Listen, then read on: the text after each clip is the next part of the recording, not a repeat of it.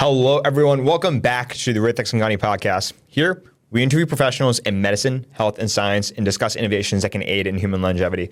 Today, my guest is an expert in integrated pain management and cellular medicine. He practices right here in Wayne, Pennsylvania at his clinic, Aether Medicine. He is a leader in the longevity medicine space. Please welcome to the podcast, Dr. Asare Christian. Dr. Christian, thank you so much for being here. Thank you so much for having me. I'm excited to be here to get into this. Yeah. Dude, you just flew in from Michigan yesterday. We were talking off camera. And I'm surprised you're still awake. I am awake. I had to go out there and learn about therapeutic plasma exchange, one of these therapies that's actually very innovative in longevity and overall health optimization. But I got some sleep and I'm ready to go. Yes, sir. I'm sure we could also do it like an entire hour to like the therapeutic plasma exchange. Absolutely. Very interesting stuff. Absolutely. Yeah. But I do want to get initially into just the topic of longevity. So, Dr. Christian, in my very short time doing podcasting, I've had the pleasure of speaking to like a number of different medical professionals, but I was really excited to talk to you because you're a longevity doctor. Yep. I want to be a longevity doctor. Yes. And the main theme of this podcast is longevity. So could you describe for the audience what longevity medicine is from your perspective? Yeah, so I think this is something that most people have heard of, but people are not clear on exactly what it means to be a longevity medicine or longevity physician. So I'll go back a little bit. And when we look at overall lifespan, how long we're living as a group of people, in the 1940s, 1920s, the average lifespan, how long people were living, is about 40, okay? By 40, most people were there. That's the average. Some people live longer. Currently, we've doubled that. So we are living longer because of advancement in medicine and understanding in science. But the problem that we have right now is that even though people are living longer, in their last 10 years of life, people are living with significant disabilities. They have Alzheimer's, they have disabilities, they can't take care of themselves. So even though we are living longer, we are not living healthy longer, okay? So the gap between living longer and living healthy longer is where longevity medicine is trying to fill the gap. Okay. So longevity medicine is medicine that is focusing on how do we get people to live longer, healthier, or a concept we call healthspan. Okay, so you hear people talking about lifespan, but we're talking about healthspan. And the approach to longevity medicine, which is different from conventional medicine, is really looking at how do we become proactive in preventing disease. Okay. Currently, how we do medicine, conventional medicine, is that we wait till you get sick and then you go to the doctor. But disease don't happen just overnight. Right. Diabetes, Alzheimer's, cardiovascular disease, heart attack, brain disease, all of those things are happening 20 years before it shows up. So the idea of longevity medicine is how do we really be more proactive, more preventative, so that people can spend the last decades of their life in healthy, optimal ways. So that's a simple way to kind of explain what longevity medicine is. Absolutely. And so funny though, when I was doing my research on longevity medicine, I was actually pretty surprised to find out that it's technically not a formal specialization of medicine that you can match into like cardiology after you go through medical school. Was that your experience as well? Yeah. So, but the great thing is there's actually a fellowship in longevity medicine. In fact, I just became board certified in longevity medicine. Oh. Okay. So from the conventional medicine standpoint, it's not like a fellowship you can get into, but it's one of those advanced fellowships. So after you're done with residency, after you're done with fellowship, this is another level of training because this does not exist in the conventional sick medicine system. Right? Okay. But I believe, and we'll talk about this, I think every doctor should be a longevity doctor. It's all about being preventative. We have to change the lens of how we treat disease and not wait till people develop disease. So in fact, there's fellowship. So there's an American anti-aging medicine. It's called A-Forum. So there's actually a board certification. I just recently did my oral board, my written board, and now really board certified in the science of and the medicine of longevity. So it exists. It exists. Okay. You can match into it just like in the traditional medicine thing. But eventually, I think, conventional medicines may maybe start developing this type of fellowships. Okay. Yeah. I didn't know there were actually fellowship programs for this. Okay, this is fantastic. So there's a medical board that actually certify you to become a longevity medicine. I think a lot of people do call themselves longevity doctors, but they're not really board certified. Okay. So I've gone through the fellowship to actually become board certified. So you've actually gone through the training to do this. And the exam and the certification and everything else. Yes. No, that's fantastic. So, but actually that begs the question though, what doctor are you by training, by conventional medicine training? Yeah, so my background is in physical medicine and rehab. So kind of went through medical school. You do 1 year of internal medicine, and then you get into physical medicine and rehab, and that's a 4-year training. So that's my background. So through that training, I was taking care of people that have spinal cord injury, brain injury, stroke, musculoskeletal pain conditions. So pain was one of those things that I did. So mostly I was just kind of doing pain management. And then from there, really, wanted to find better ways of, helping people dealing with pain. So that's how I kind of got into this space. And so when people say, like you say, physical medicine rehabilitation, I can understand how someone might be like, hey, like, is that like physical therapy to a degree, right? Like obviously, again, very different degrees, right? You're a doctor. Yeah.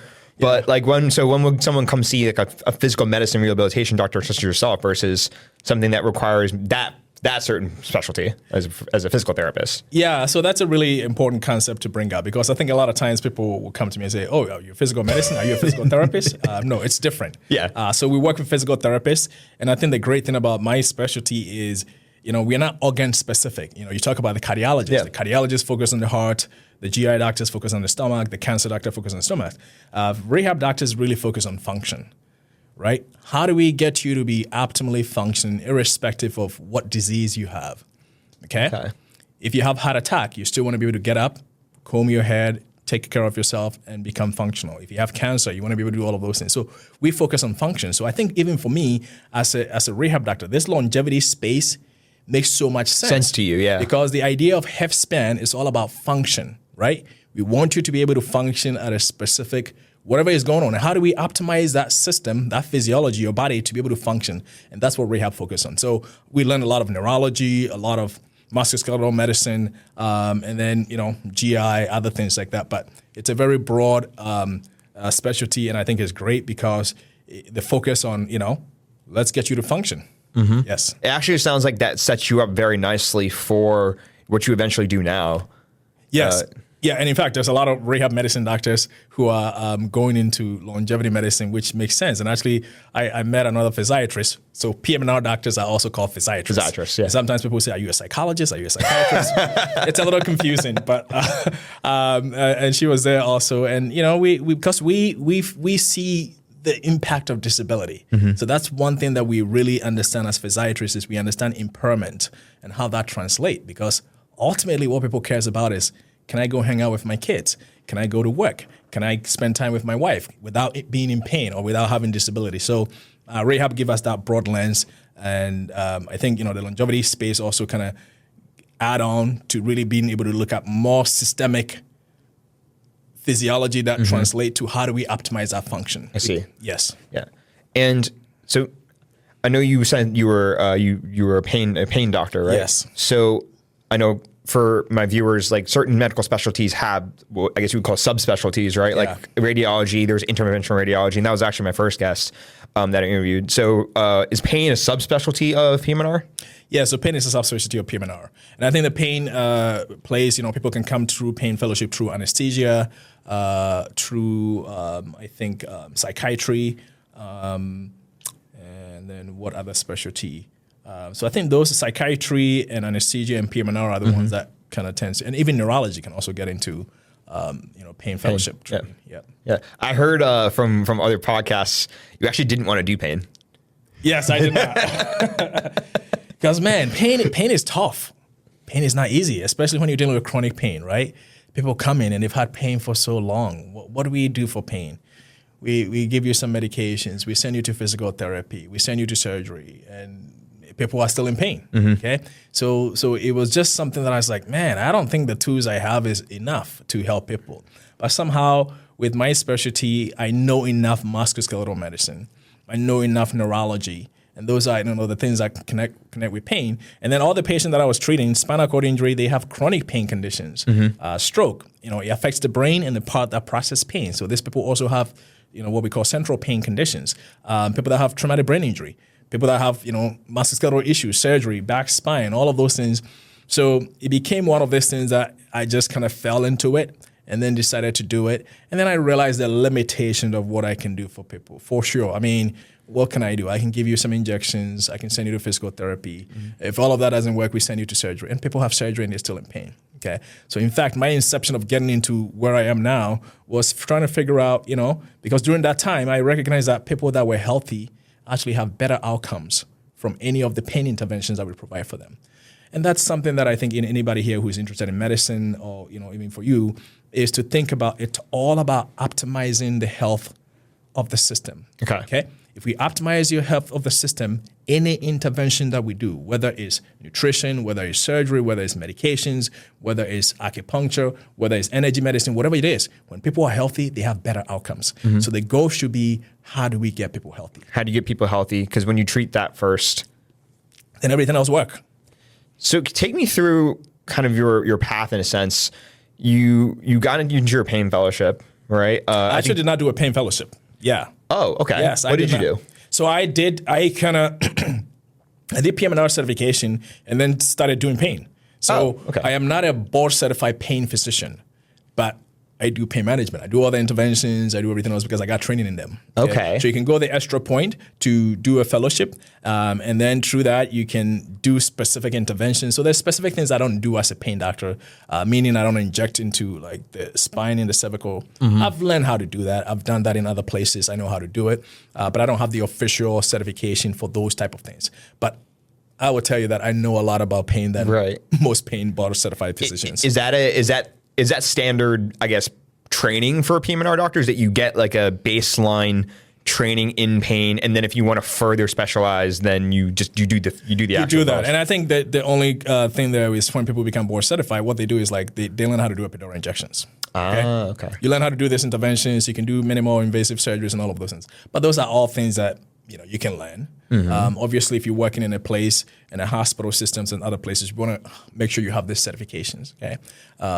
But most of that stuff, really what solve pain is not that, okay? Solving pain is not what you learn in pain fellowship training. It doesn't teach you how to solve pain. It teaches you how to block pain signal. Block pain signal. Okay. So the idea is like, how do we solve the signal itself? What is creating that signal? Yes, I can teach you how to block pain signal. You can do epidural injections and you can do all of that. But what is driving that signal? So that's why so many people are here in America in pain. Because what do we focus on? We focus on signal blockade. Right. We give you an NSAID. What are we blocking? We're blocking inflammatory cytokines. We give you gabapentinoids. We are slowing down how nerves are transmitting pain signal. Okay. We give you opioids. We're doing the same thing. So it's not addressing why is a signal there. And then it's also important to recognize pain is very complex. Okay. Pain is not one of those things that is like, okay, like diabetes, here is what you do, blah, blah, blah, and it's gone. Pain is a protective mechanism. It's wired in our biology and our neurology, okay? So when you have pain, there is things that are happening in the periphery. For example, you have back pain. You have arthritis in your back. There's pain in the back. Things that are happening there to take that signal to the brain. And then the brain plays such a huge role because the brain is what processes pain, okay? So how you make sense of pain is a function of your lived lives. If you've had a lot of trauma in your life, you're going to experience pain differently than somebody who doesn't. Pain is also cultural. How we experience pain in Ghana and how we experience pain in America is very different. And I always talk about this fact that America makes up 4% of the world population, yet we use 80% of the world opioids. Can you say that again? So 4% of the world? We make up 4% of the world population, yet we use 80% of the world opioids. Wow. Are we the only people in pain? So it's also culture, okay? So pain has psychological, cultural, all of these things that are involved in addition to the biological piece of it. So it's a multivariate problem. It is very multi-dimensional, but how we treat pain or how we educate in pain is focusing on the biology, and that's not enough. And that's why we have all these people in pain. There's more people in America in pain than diabetes, heart disease, and cancer combined. And pain is the biggest public health issue we have in America and most of the world. Why? People in cancer have pain. People with diabetes have pain. People with cardiovascular disease have pain. And we don't treat that very well. So it costs a lot of money. It's ubiquitous. Yes. I'll share a quick patient story actually from my experience. So currently I'm working as a patient care technician on an acute neuro floor. But we had a patient come in and they had been in a car accident. And I think they had a spinal fusion done. And so they went from the ICU up to our floor. Yes. And I was on night shift, and so this patient was screaming in pain throughout the night. And the nurse actually I was talking to brought up she said it in a very similar way to you. She said, pain is such a complex, so tough to treat. And I was like, why? Why is it? She said, well, think about it. If we pull up an x-ray of this patient, and we look at her spine. Spinal fusion was a success. Everything is fixed. Everything's fixed, right? Yeah. But she's still in pain. Yeah. So what's going on? Yeah. And there was actually an instance where it was into the next day. I think the medical team she wasn't complaining, essentially. She wasn't saying that she was in pain. So they decided to take her off her pain medication. Yep. And then it was back to square one the next day when I had her. The night I had her. And I was like, oh my God, like she's back. Nothing's changed. But that's how I think it seemed like there was a misconception of she wasn't, the pain wasn't solved because in spite of the medication, she wasn't expressing it because she was on medication. Yes, and so that's why it's just complex. And I think it's just educating people to understand that there is all of this. When you take the lens of what I do now, which is cellular medicine, focusing on the cell, when it comes to chronic pain, there is inflammation. People talk about inflammation and people understand that. There is inflammation. Most people go, I have inflammation and that's what's create pain. There's something called neurogenic inflammation. The nerves also propagate the pain and they create a little chemistry that also make the pain. And then there is neuroinflammation. So neuroinflammation is actually what keeps chronic pain in place. So when you have chronic pain, it's not just what's happening in the periphery. It's not just what's happening in your spine. It's what's happening in the brain. And that pain experience is influenced by various degree of biology, psychology, sociology, all of those things that we talk about. So when people are not sleeping, pain doesn't get better. When people are stressed, pain doesn't get better. Why? Cortisol create pro-inflammatory chemistry. It makes more inflammation. So there's all of these factors that perpetuate pain that individuals need to understand, and I also want providers to understand because, yes, there's a place for signal blockade. You've just had surgery. You're going to have a lot of pain. Let's give you some opioids. Let's do all of that, but we have to get you out of that. And then when you live, if we don't work on optimizing your own health to get whatever chemistry that's creating that pain to go down, and even getting your brain to also come down, then the pain is not going to get better.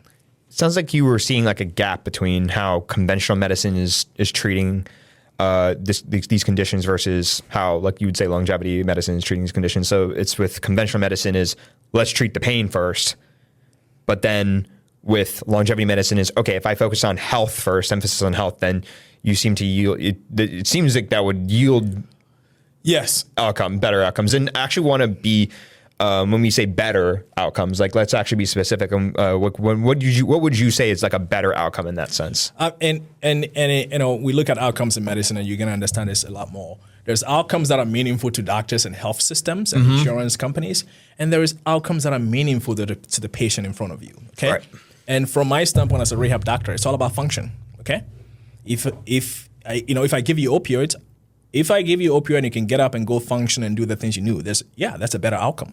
Okay, so it has to translate to function. Okay, I don't want to give you a medication and you can just sit there and not do anything. Because that's not function. It's not function. So for me, function that's meaningful to the person in front of you. And then sometimes you have to quantify that is. It's not always about us. We have biases and all of those things, but it has to be like, what does the person in front of you want to do? So in fact, one of the questions that I ask people when they come to me and they have chronic pain is one, trying to get them to understand, do you understand pain? What is your understanding of why you have pain?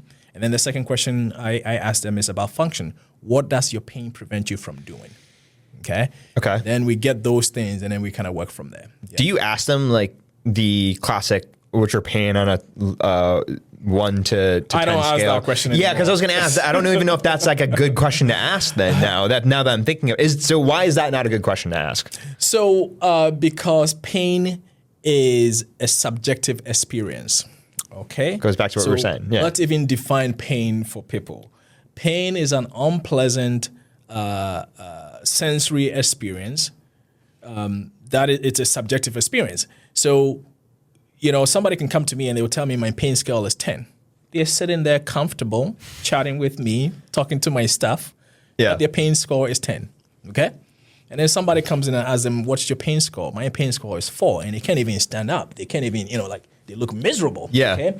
So it's a subjective experience. So I think, it's a place to give us a way to quantify things, but we have to go beyond that. So I actually don't even ask. I used to ask that question, and it wasn't like making sense to me. Why are you in a pain of 2 and you can't even bend over? You can't even do anything.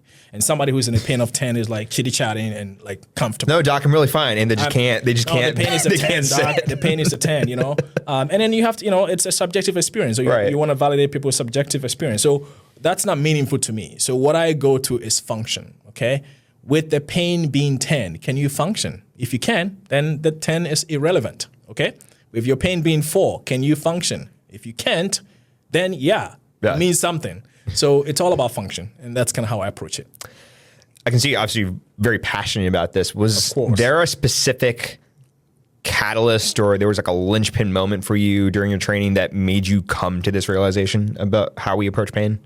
So I think it was just through practice, okay? And what I did was, because I was dealing with patients that have chronic pain, so chronic neurogenic pain. So there's 3 types of pain. There's, we say nociceptive or inflammatory pain, and we have neuropathic pain, which is kind of like nerves pain, and then we have nociplastic pain or brain-generated pain, which is all like chronic pain, okay?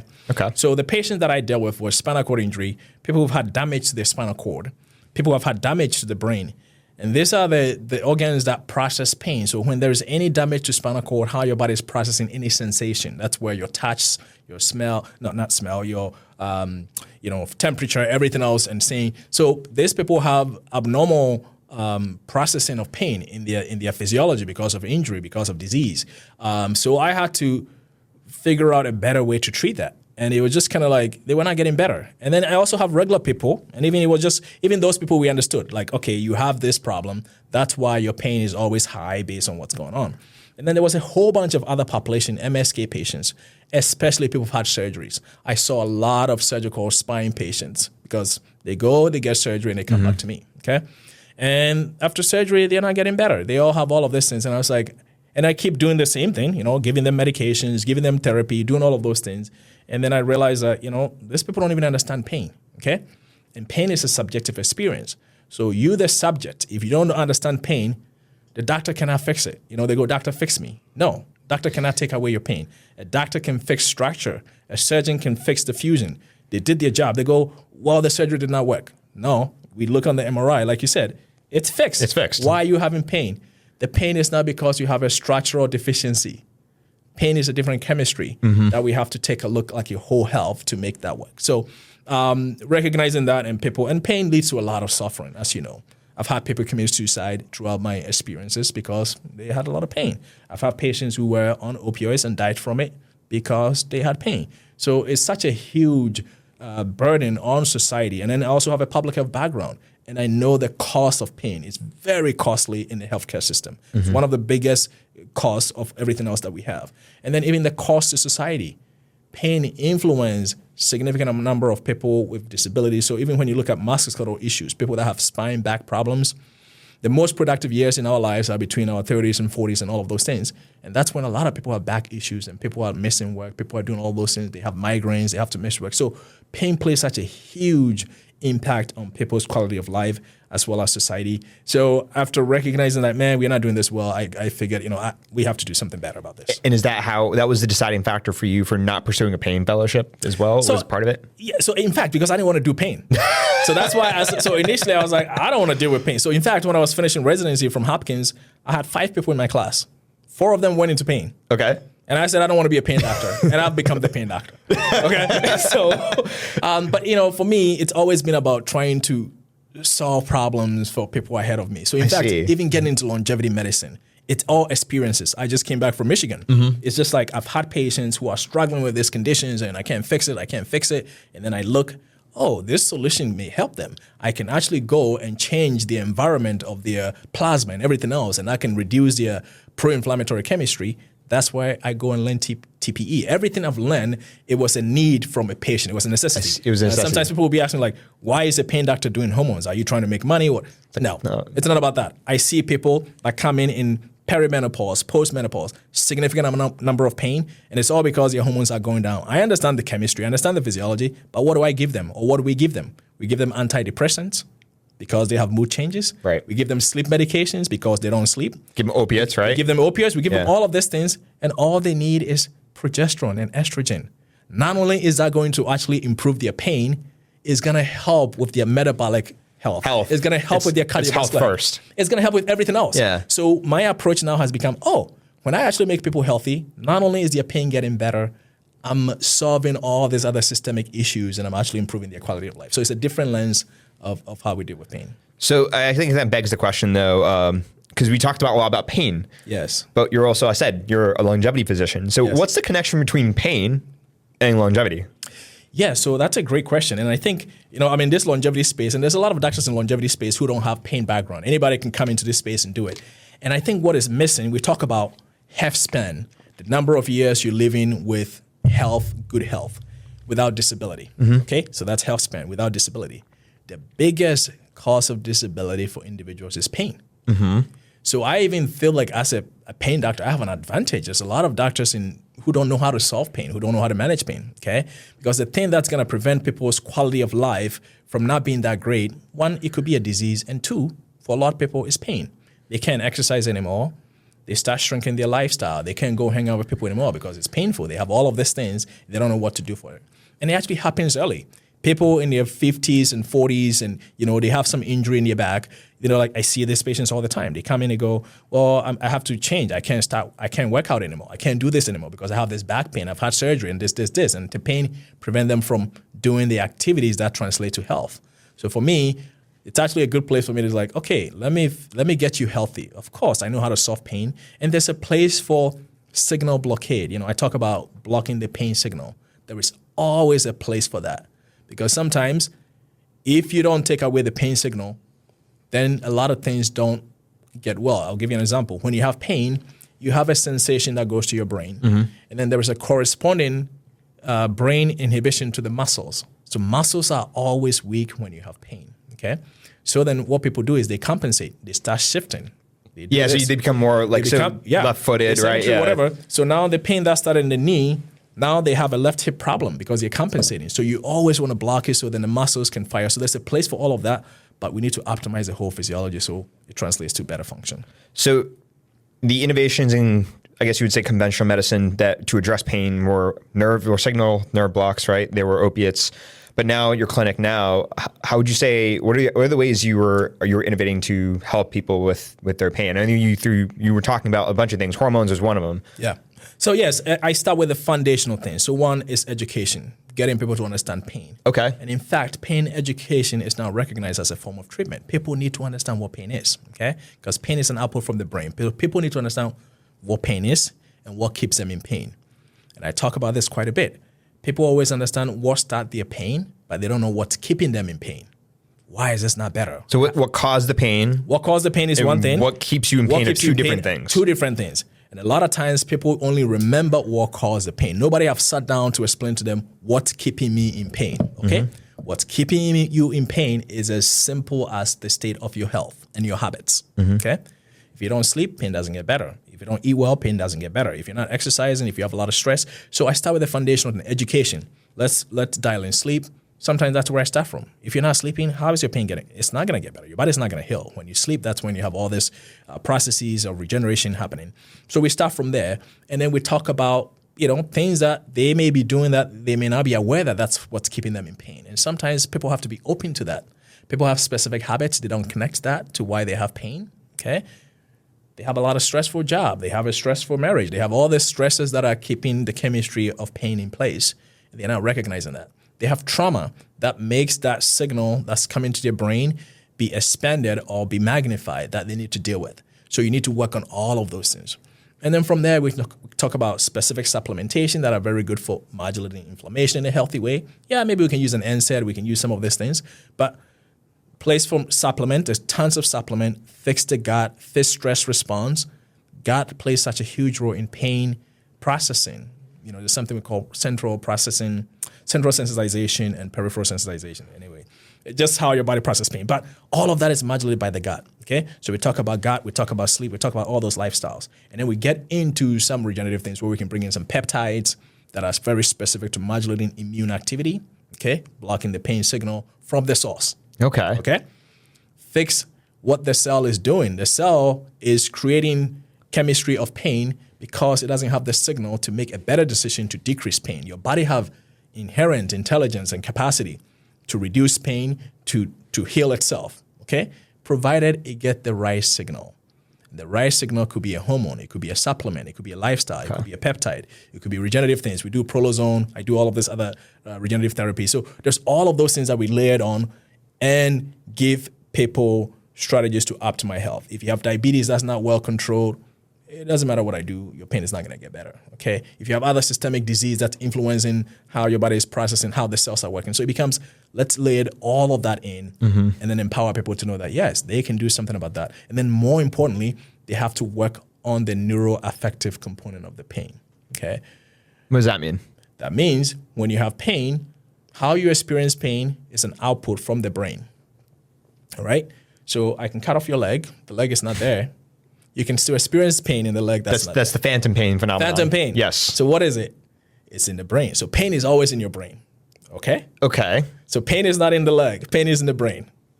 So you've heard the phrase like it's all in your head?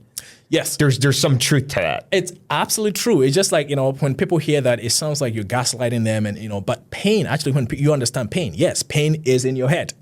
Okay? That's where it is. But we're also not saying like, clearly if you get a cut, right? And you're just like, no, it's all in your head. Like, no, there's a cut on my arm. Like, absolutely. So there is a cut, but until that signal, when you cut yourself, it's just a signal. Okay? Okay. There's inflammation that's happening here. Until that signal gets to your brain, you don't have pain. Have you ever gotten ever played like a sport or something? You hurt yourself. You hit yourself. You hurt yourself. You scrape your knee. But it's not until you look. It's not until you look at it that it actually the pain starts. Like I feel like people who are watching have experienced something like that. Absolutely. So pain is this thing that until your brain, and then it's also context specific. So even when the signal gets to your brain, how your brain is going to interpret that it's painful depends what's going on in your life. If somebody is chasing you, something traumatic is happening, and you won't even feel it. You're going to run. Your body is just going to let you run without even paying attention. Yeah. So it's context specific. Okay. And then how your brain is going to interpret the pain is based on how your brain has been, whether traumatized or whatever. So if you're a very hyperactive person, if you have trauma, your brain is always hypervigilant. So a small signal coming in, the brain sees it like this. Pay attention. And the whole idea of pain is a protective mechanism, so you can pay attention. So you cannot step on a hot stove again. So you can remember. So there's emotion, cognition, all tied up to pain. So this is the neuroaffective component. There's like the brain and motion, because when people are in good state, they don't even think about their pain. When people are sad, they get pain. Pain can also make you sad. Pain can cause depression. So the process, the place in the brain, the limbic system where you're processing emotions, stress, and other things is the same place that you process pain. So they're all connected. So if you can have positive thoughts, your pain go down. So this is even before we even get into any of the fancy like PRP or like red light therapy, right? Like before we get into any of those things, it's what are the foundations of health? Because that actually seems like transcends the different contexts of when you would have pain. Absolutely. And then also your outcomes are better. If you're going to do PRP for you and you're not healthy, we're taking your own blood and re-injecting that into you. If you're full of shit, we're just re-injecting shit back into you. Yeah, my previous guest was an aesthetic PA. Her name's Shannon. Shannon told me that they do PRP for aesthetic purposes, but I can't. PRP is only as good as like the blood you're taking it from. Exactly. So in fact, I used to do PRP, and then I got to a certain point where if somebody is above 30, I don't do PRP for them. I don't offer them. It's like you're made up of senescence. You have all of these things, and then sometimes I even have people do like something called prolon, fasting mimicking diet, where they can just do this 5 days fasting process where it cleans the whole system, and now you have good cells that we can re-inject into you. Okay, because there's tons of literature on PRP. 50% of them says it works, 50% say it doesn't work. Why? It's a function of your physiology, and that's what it comes up to. And medicine, we do all these studies and we do all of these things, but it's all about who are you putting this molecule or compound in? What is that physiology? If they're healthy, they have more resilience. Even drugs that have side effects, if somebody's healthy, they have better resilience. We talk about vaccines and all of these things and people get hyped up. We had a bad experience in America with vaccines. Why?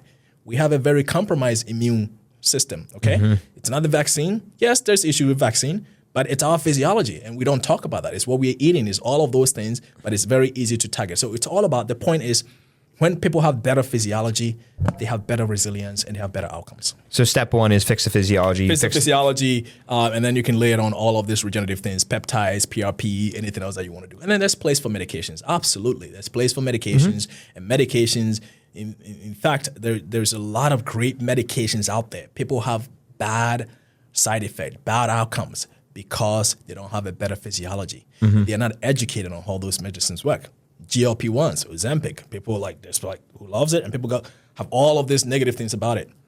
It's about how you're doing it and what's going on in your body. If you're still eating junk, if you're not changing your habit, you're not exercising, you're going to have bad outcomes. Right. But if you are, then it can be great. Absolutely. Okay. All of those drugs have a place, and you just have to have a better healthy state. I think this begs an interesting question, though. So what you described is, how you're treating your patients. Is this how you would describe how most longevity doctors do look at treating patients nowadays? So yes, and I mean, obviously we are all different. We have different training. We have different experiences that, of course, we do medicine, and it's also influenced by our biases, right? We have a scientific lens that we look through, but even that interpretation of that is based on your biases and your experiences. So I think for me, specifically when it comes to pain, I have a better understanding of pain from multiple lenses. Okay. So being a longevity doctor doesn't make you a pain doctor. Okay. Being a longevity doctor doesn't make you a cardiologist.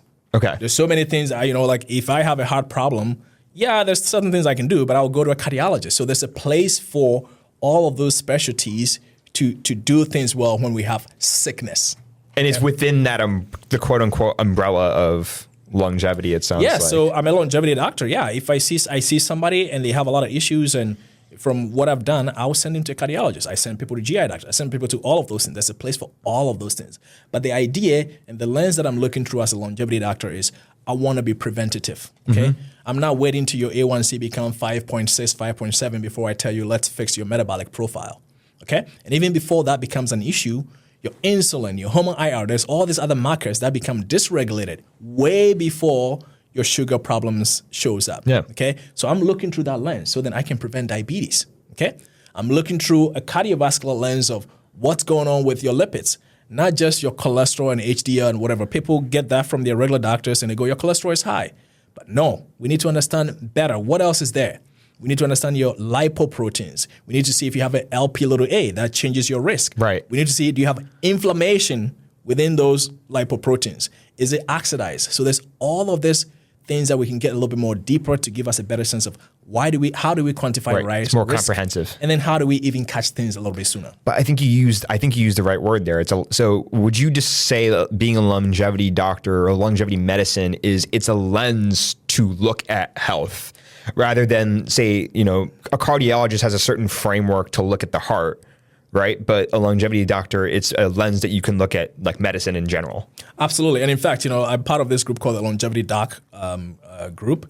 And, our founder, Dr. Lou, he always talks about, every doctor should be a longevity doctor. So even if you're a cardiologist, you need to be preventing cardiometabolic disease, not just wait till they develop heart attack and do stents in the ICU or do stents in the cath lab, okay? Yeah. If you're a GI doctor, you need to be fixing the microbiome, not just scoping. Yeah, we can scope, we can do all of those things, but all of those things started happening 10 years ago, okay? Mm-hmm. So people show up in our clinics and we just let them go. We're not checking, everything is fine. And then one day... Well, just define fine, right? Exactly, right? Because the labs that we are checking, the lens through we're looking at things is through the lens of sickness or disease, okay? So if you don't see disease, then it's not a problem. But longevity doctors like, we want to be proactive, we want to be personalized, we want to be preventative. And the personalized piece of it is super important because there's so much in medicine from evidence standpoint where we do all of these things looking at the evidence, but it may not work for you. I've done clinical trials and I select for people who can show up to my clinic. So there's all this biases. There's a bias there, yeah. There's all these biases and then people are complex. We are freaking super complex as human beings, right? At the cellular level. So there's all of these things that influence people's situation, their biology, their psychology, that outcomes and interventions present and comes out differently. So it's all about being personalized. What is the person? And then more importantly, we talk about longevity and not everybody wants to live to 100. You don't need to force anything on anybody. It's all about respecting people's value. People come to me, I give them options. I'm a doctor, so of course I'm advocate. Man, let's get you on this thing. I think this is gonna make a huge difference. I know it. I know I can solve this people's problem, okay? Yeah. If they're not there, I'm not gonna push it. You just have to respect where they are till they get ready to do the work, and then we go from there. So it sounds like, would you say that longevity, it's focused on prevention? Yes. You intercept these diseases before they happen. Good word. Absolutely. Right? Yep. You intercept, and versus I treat them when once they have occurred, and it's not reactive, right? It's let's focus on the symptoms versus let's focus on the root cause. I guess you could sum it up. That's the way to do it. It's proactive. It's proactive. We talk about proactive medicine. So it's proactive, it's personalized, it's precise. So then you take an N of 1 experiment. The person in front of you, how is this molecule going to work for them? Okay. So even though based on the studies, this is the dose that we give you for a specific problem. For this person, they couldn't tolerate that. Right. It doesn't mean that the drug doesn't work for them. Maybe they need a lower dose. And that's what we miss in conventional medicine, where the standard of care is based on a study of a population. Everybody from 10 to 20 years old will get the same drug for everybody, right? So some people have good outcomes, some people don't. Why? Because the drug doesn't work? No, maybe because the other person need more, maybe the other person need less. So it's about being able to get also that precision to compound, to do all of these things that really works for people. So then, do you think this lens should be, like you mentioned, you're the founder of Longevity Doctor Network, right? No, I'm not a founder. Oh, no, you're a friend. No, you're a friend. You're Dr. Yes, Dr. Lou, right? And a whole bunch of doctors are in this group, yes. Yeah. So I know he said that every doctor should be a longevity doctor. So do you think that then this lens should be mainstream at this point? Absolutely, it should be. I mean, there's a place for where we solve sickness. Okay. And then there's a place for where we solve chronic disease. Because right now, the system that we have, it's great when you're sick. It's really wonderful for keeping you alive, okay? But there's a lot of people who have chronic disease and they have disabilities or impairment in their function. They can't do too much. They're gaining weight, they're doing this, they don't have sexual function. There's all of these limitations that people are living with because they're not sick enough for the system to solve their problem, okay? So there's a huge number of people who are in this category of not being healthy, waiting to become sick before somebody can solve them. So the lens is being able to have this. If you had a heart attack, things happen, trauma happen, accident happen, genetics, other things. We live in an environment with so much toxin, and even despite the people who are trying to be healthy, this environment is not healthy. And in fact, one of the things I learned from TPE is this toxin burden. There's a lot of toxins. 40 years ago, we didn't have that. And it's driving a lot of disease from inflammation, oxidative stress, autoimmune. But the whole point is we still need this system that if you have a heart attack, you want to be able to go to a doctor, they can be able to fix you and save your life. Because when you save your life, then we have a chance to work on things. To then work on it, yeah. Okay? So the system serves its purpose. It serves its purpose. Yeah, we're not trying to bash conventional medicine here. Not at all. There's, and I think, sometimes the people in kind of maybe my space, integrative, they kind of tend to like, no. There's a place for everything that we do, okay? And there's also limitation because, the idea of longevity medicine, it's a new science. The other one is tested and validated, and now we can point to the problems it has, right?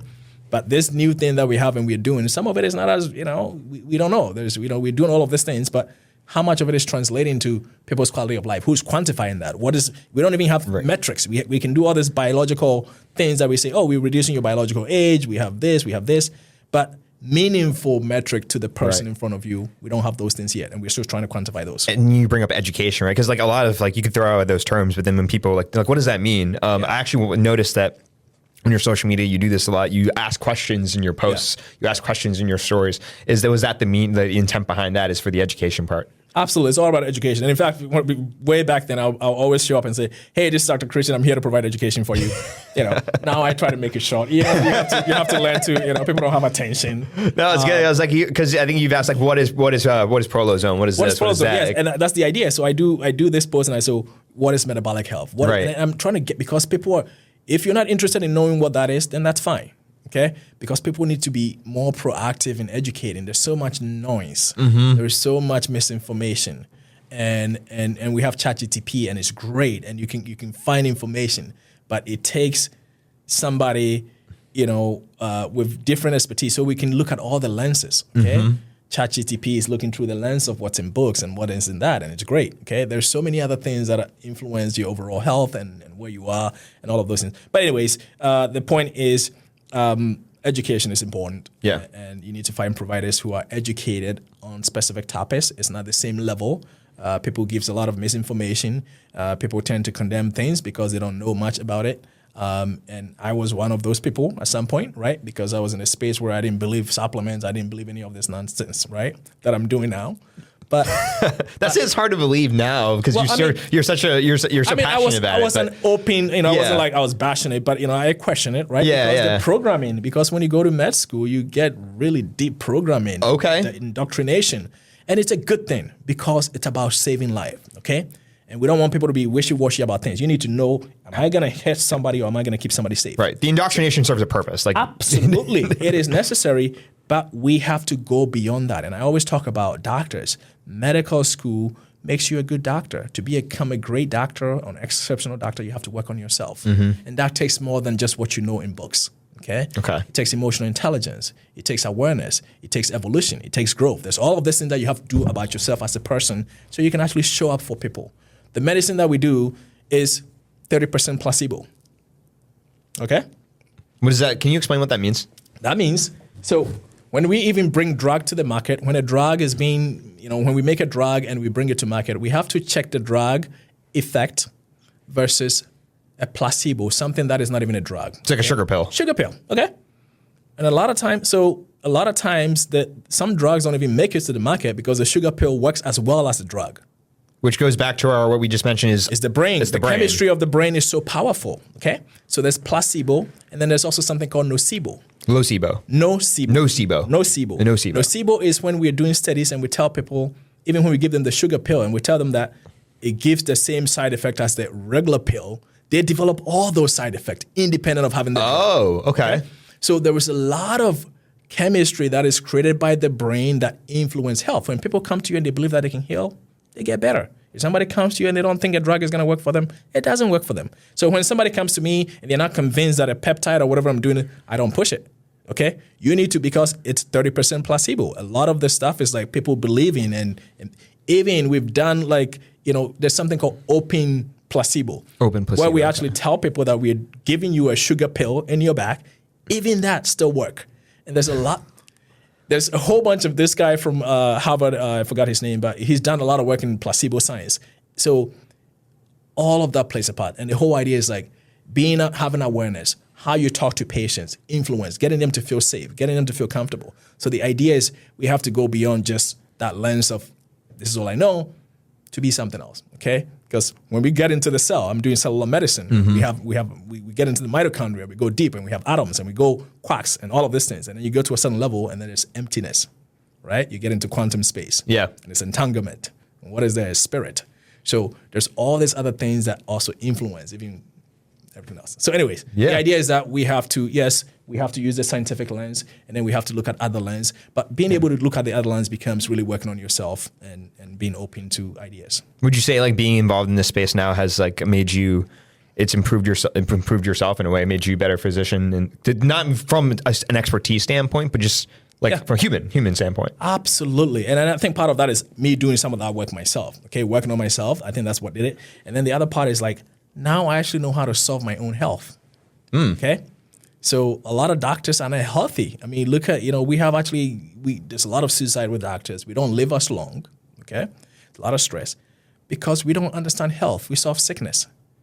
If you're in a hospital, relative to the people you're seeing, you're fine, right? There's a lot of doctors who are obese, who are not healthy, and it's not even just obesity because that's what people see. It's stress. It's right? A lot of stress. They look fine, and and your own doctors. And I have friends who have heart attack, and it's like, dude, you're a cardiologist. How'd you have a heart attack? Yeah, not even necessarily doctors too, but it's also other medical professionals. Like other medical people in it. Yeah. So first 2 weeks of working my PCT job, I'm like, I can see why people get burned out. It was already immediately apparent to me. I was feeling yeah, exactly. 12 hours during the day, like I'm like you're running around in such a ward, right? And it's a stressful environment, so we have to do more, but we need to know how to solve health.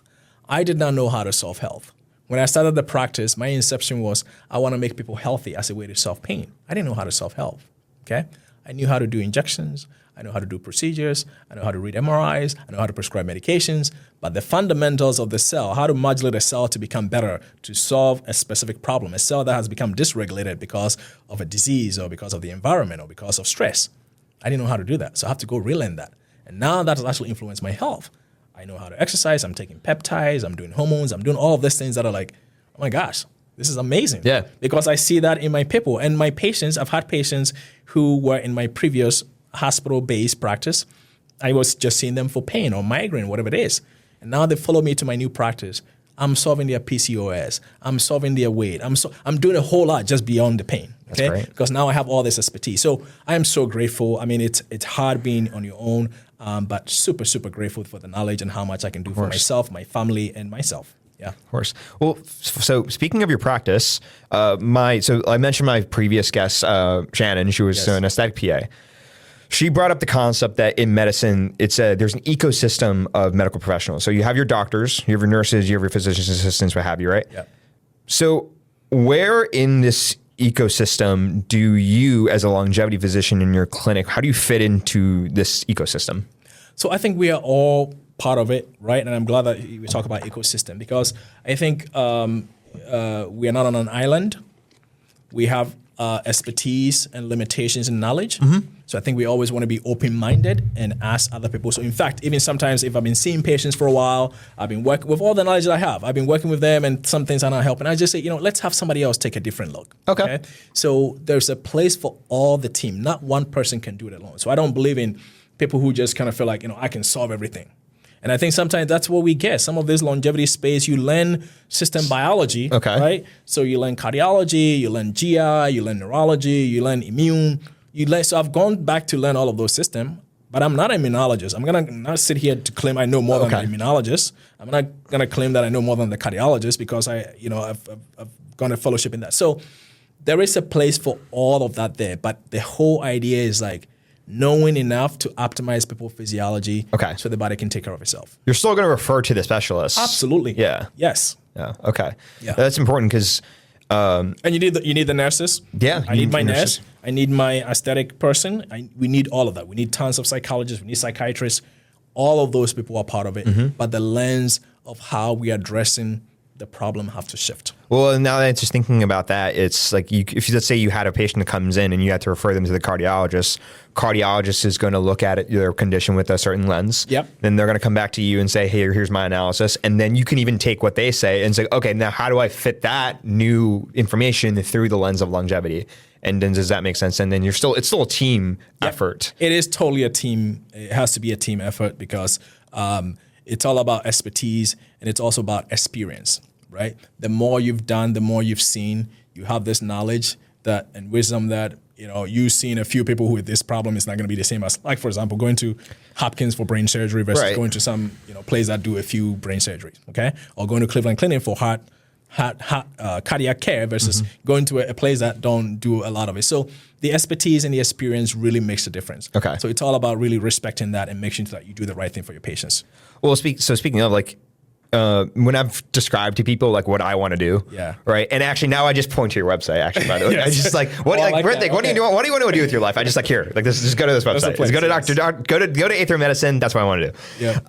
But when I would try to attempt to describe like what I would do, often what people would say is, "Oh, so like a primary care physician," and I'm like, I don't know if that's accurate. But so now this is actually where I get to ask that question. So what you do, how does that differ? How does that differ from like a PCP? Yeah, so that's a great question. And I think if patients will come in and say, hey, can you be my primary care? Okay, because I'm doing way more things for them than they're probably getting from their primary. And nothing against, any primary care doctors or anything like that. Of course. They're in a system that limits what they can do and how they do their work. There's so many things I don't know also either. So, yes, people need to have primary care doctors. Okay, you need to have primary care doctors. If somebody is already in longevity medicine and they already have a primary care, they can take on people and say, hey, I can manage everything else. Okay, so for me, I'm still new in this space. I only take on things I want to do the right thing for my patients. Okay, I can manage blood pressure very well. I can manage diabetes very well. Okay. Sometimes I will pick a person that I would do it for, and then sometimes I would just say, it's better to see somebody else because there's other things going on that I don't know enough about. Okay, so being a longevity doctor does not make you a primary care doctor. We still need primary care doctors to do the primary things, the preventative things in the conventional system, the colonoscopy, the cancer screening, all of those things. As a longevity doctor, I do that too. But people still need to have that. So you're not a primary care doctor. Any specialty, a cardiologist can be a longevity doctor. A cardiologist may not have the same expertise as a primary care doctor who understands vaccines and understands other chemistry and other science and other recommendations. Okay. So there is a place for all of that. So I'm coming into longevity space and knowing my limitation. we have to know the limitation. Okay. And I think in this space, sometimes people kind of think, I can solve everything. I understand the cell and I can do this, I can do that. Yeah, it's like, hold on. Like, no, you can't. You Yeah. can't, okay? I'm not going to know enough than the neurologist from a specific disease states. But yeah, I can modulate astrocyte and neuroinflammation and all of these cellular mechanisms. But it's just having the humility. So then you do the right thing for your patients. It's all about, it's somebody's life. So for me, that is very clear. And I communicate with all these other doctors. I send them my notes. Sometimes people have to challenge what I'm telling, and I will send them the papers, I will educate and all of that. But the most important thing is like most doctors, when you're taking care of their patients and your patients are getting better outcomes, they're happy with it. Right. And that's what happened. Are the people getting better? Yes. Go see Dr. Christian then. Has that ever happened where you had to open a doc? Like they actually start learning too. The doctors. Absolutely. I send them my notes. Yeah. I send them my notes, and then they will send me more patients. And then the thing is, like, the patient goes back and says, "Oh, Dr.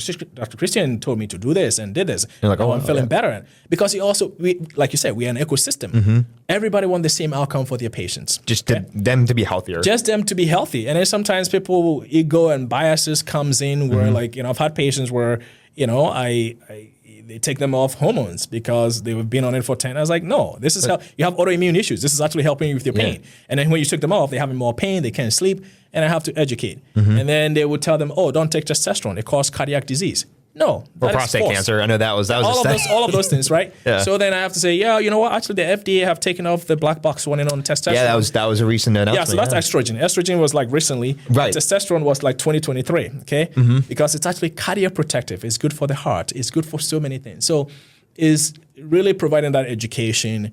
And so if somebody comes to me, my colleague or somebody comes to me, and I don't take that as an offense.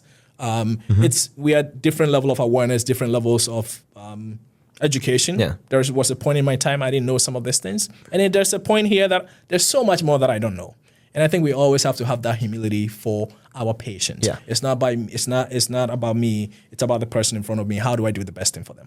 And I think what's interesting is that you can be any kind of physician, but still be coming into this longevity space. And then it sounds like you can have different permutations of a longevity physician. You can have a cardiologist who treats with a longevity. You can have a physical medicine rehabilitation doctor with a longevity physician. You guys actually bring your unique specialties to the fold. Absolutely. And that actually can shape the practice that you guys do. There's going to be similarities in what you guys do, but then you might, like, the cardiologist might know some things for the heart, absolutely. Versus for you, it's pain, right? So it's okay. Absolutely, and that's the point. Is that we bring all these other lenses or all this expertise that makes us see things a little bit different, right? Because I'm a pain doc, so I understand musculoskeletal medicine a lot more better than somebody who doesn't have that background. Okay, I can't know more than the cardiologist. I can't know more than the neurologist. I can't, like they've been doing this. So it's important to kind of know that this baseline gives me a jump to be able to, even through the longevity lens that I'm looking through, I have these biases through physical medicine, whether through understanding of spinal cord injury, understanding of, spinal cord, traumatic brain injury, that gives me another, another wisdom to be able to, even though I'm looking through this lens, I can see something else that somebody who's a cardiologist won't see. Okay, so all of that's important. Yeah. So that's how you interact with other doctors, though. How do you interact with other entities in healthcare? Because there's insurance companies, there's pharmaceutical companies, there's hospital systems. I'm curious, what's your place with them? Yeah, so I'm part of mainline health medical staff. So I kind of I'm just I don't have privileges in the hospital, but I'm on the medical staff, so I can kind of it's a community, right? We are all a community of doctors. We all went through medical school, we went through residency. It's the same struggle. We all have the same, so you're born with your people for sure. Yeah. And in fact, I've been part of this integrative space. I've been going to conferences where there's like different people, naturopathic doctors, other clinicians in the midst. And then I've also gone to an event, the longevity doc, where you have to be an MD or DO. And it was just a different feel. I mean, it was just like you can bond. There's something there that is unspoken, but you feel really connected to the same struggles and the same things. If you had to put a word to that, how would you describe it? I think it's a community of understanding. Understanding of what? Understanding of like where you're all coming from. Okay, so it's kind of like I can't even like put words to it, but it was a different feeling. Okay, I've gone to multiple places, and there's great providers and nurse practitioners and everybody else doing amazing things. Yeah. But going to this particular place where it was just like MDs and DO, there was something different. It wasn't like, well, of course, the quality of the education was great and everything else was wonderful. But the thing that was very unique was something that was not spoken, but you could feel it. It's palpable. And I can't put a word to it, but I just felt connected to everybody there. Would you say it's you all share the same, in one way or another, like the same sentiment that, hey, I want to do more for my patients. Again, not here to bash the system, but you know, if you seeing what you're going through, but it's like, you know what, like maybe is there something I could be doing differently? Yes, there was that sense for sure. There was that sense that, oh my gosh, we have all these doctors here and we are all trying to go beyond what we've learned in traditional training to really get to solve health. And we feel like we need to lead this because we get a broader lens of education for sure. When you go through medical school and you go to residency, you learn how to keep people safe. It's all about safety. Yeah, okay? Do no harm. Do no harm. First, do no harm. Okay, and that restricts what we do, but first, do no harm. Right. Okay, and then we can go from there. But that restriction, we have to go beyond it because there's also a lot of infantilization in medicine. Okay, what does that mean? Yeah, what does that mean?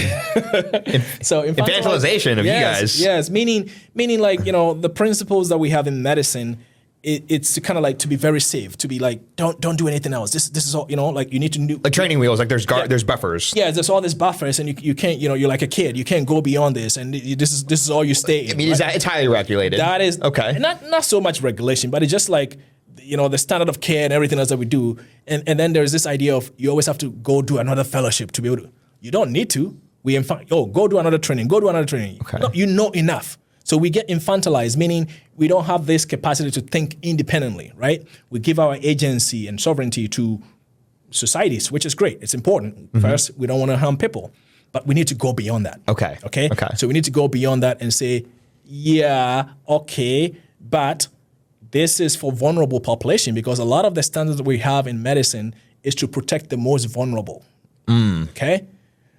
Yes. Okay. It's to protect the most vulnerable and the most sick. Okay. So if somebody is healthy, they would do better with like a dose of something that maybe that's the right thing for them. Maybe I'm not explaining that very well, but the idea, does that make sense? Yeah, well, because those people who are quote unquote healthy. Well, so okay, hold on. If you're sick, just because you're not sick doesn't mean you're healthy. I guess you would have to define what sick means, right? Like there's a nuance there. There was a lot of nuances there, and you know the idea is that the whole point I was trying to make is that we have to go beyond what we've been taught through that lens of training in medicine to say that we can quantify risk. Okay. Based on the person in front of you. So like you could have somebody who comes in for a cardiac arrest. Yep. Right. And you can see stereotypical, they're obese. They're not, they don't very exercise that much. Yeah. You get them through the cardiac arrest. They're quote unquote not sick anymore, but I think their health would you say their health is in question?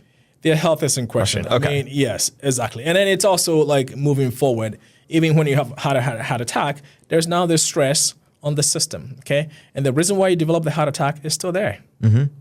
That has been going on for many years. There is inflammation, there's oxidative stress, there's mitochondrial dysfunction, there's senescence, there's all these other factors, all these cellular dysregulations that are actually going to get worse with time because you're aging, okay?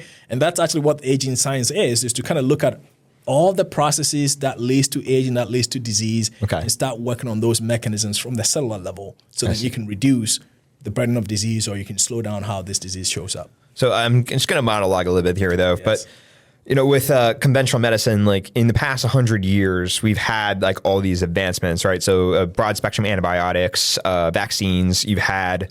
we don't have to use iron lung anymore. We don't have to use any of those things, right? Yeah, good job. That's a good thing. Yes.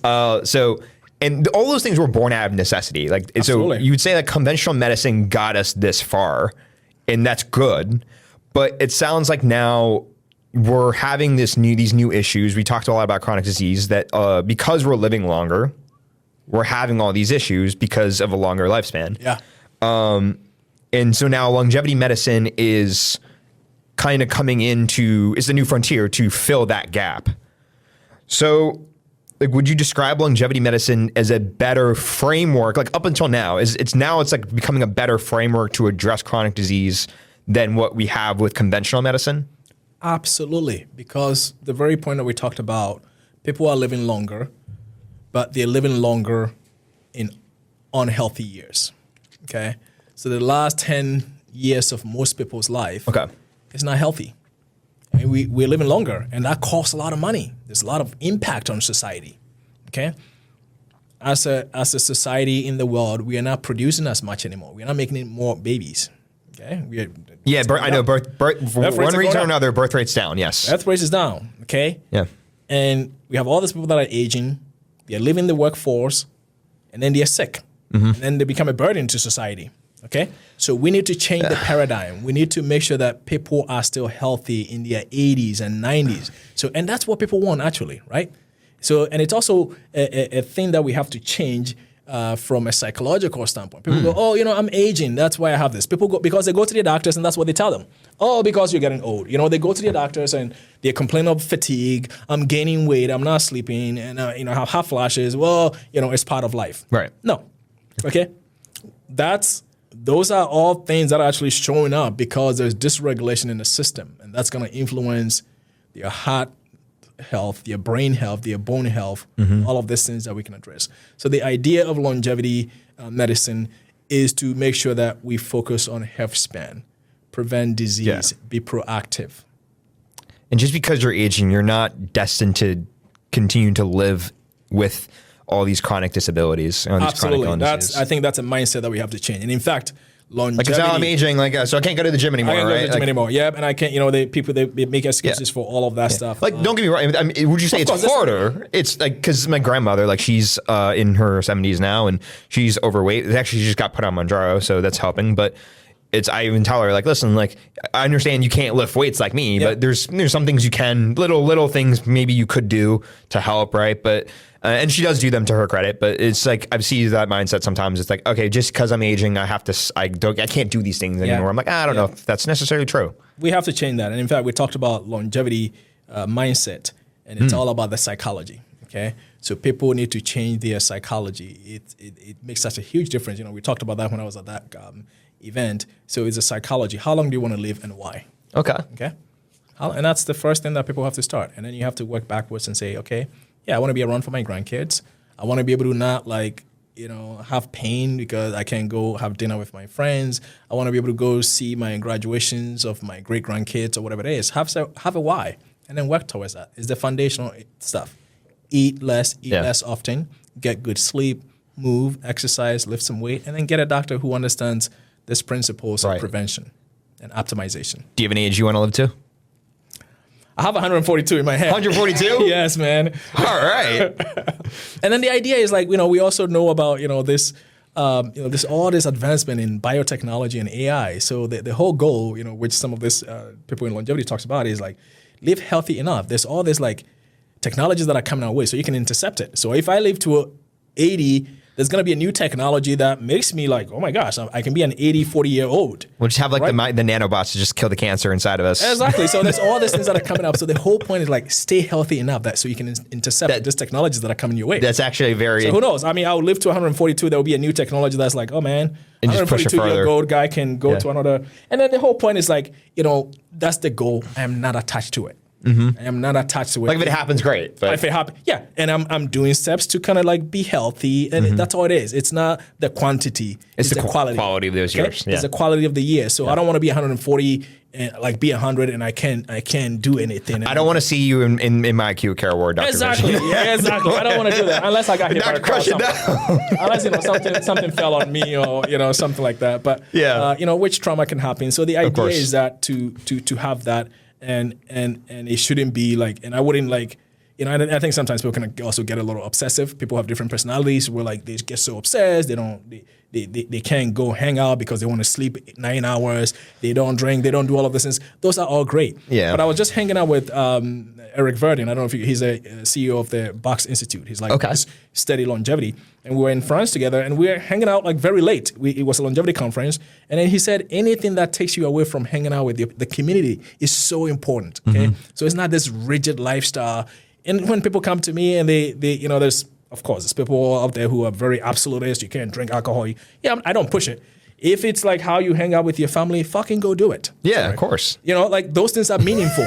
Like, so this whole, it doesn't have to be this paternalistic approach. Right. You have to respect people's value. Not everybody cares about being a 142-year-old. And I have to respect that. And if they want to be 80 and they want to enjoy certain time, you have to respect that, okay? But, as a society, and then going beyond yourself is like, how much of a burden am I being to society? So that's why I care about this. I care about evolution. I care about people becoming better. So I want to live and know more so I can contribute in that sense. So that's my goal. That's my why. That's why I want to be 142. I want to have more wisdom. I want to see our understanding of who we are as human beings evolve, right? We Absolutely. have different stages of development. And why can't we face the problems we have? I want to see a world where we're fixing the problems. We have enough food. We have enough resources. Of course. They are all here. Our evolution is not there. Consciousness is not there. And I believe we can evolve. So that's my why.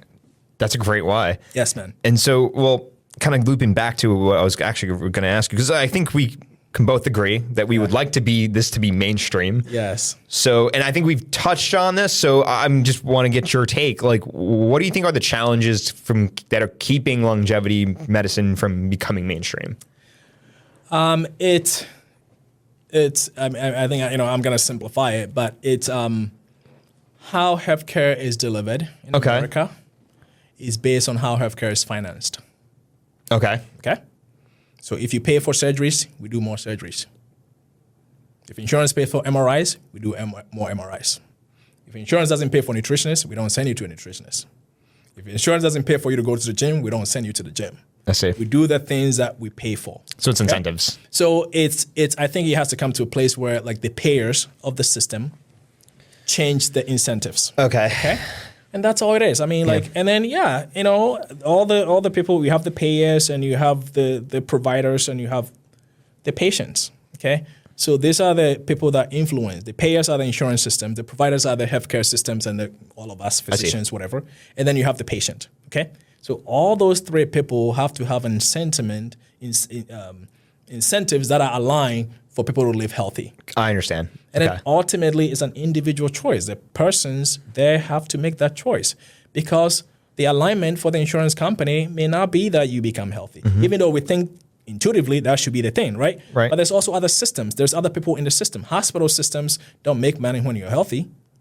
Pharmaceutical companies don't make money when you're healthy. So we have all these players in the system that have different opposing agendas. Yeah, biases. There's biases. There's biases and there's different agendas.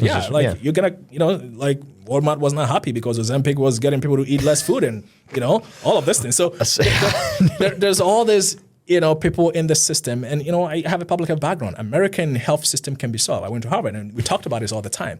There's just competing interests. There's competing interests, yeah. So until all of those things align to say, let's make it about, making people healthy. Let's not feed our country so much junk.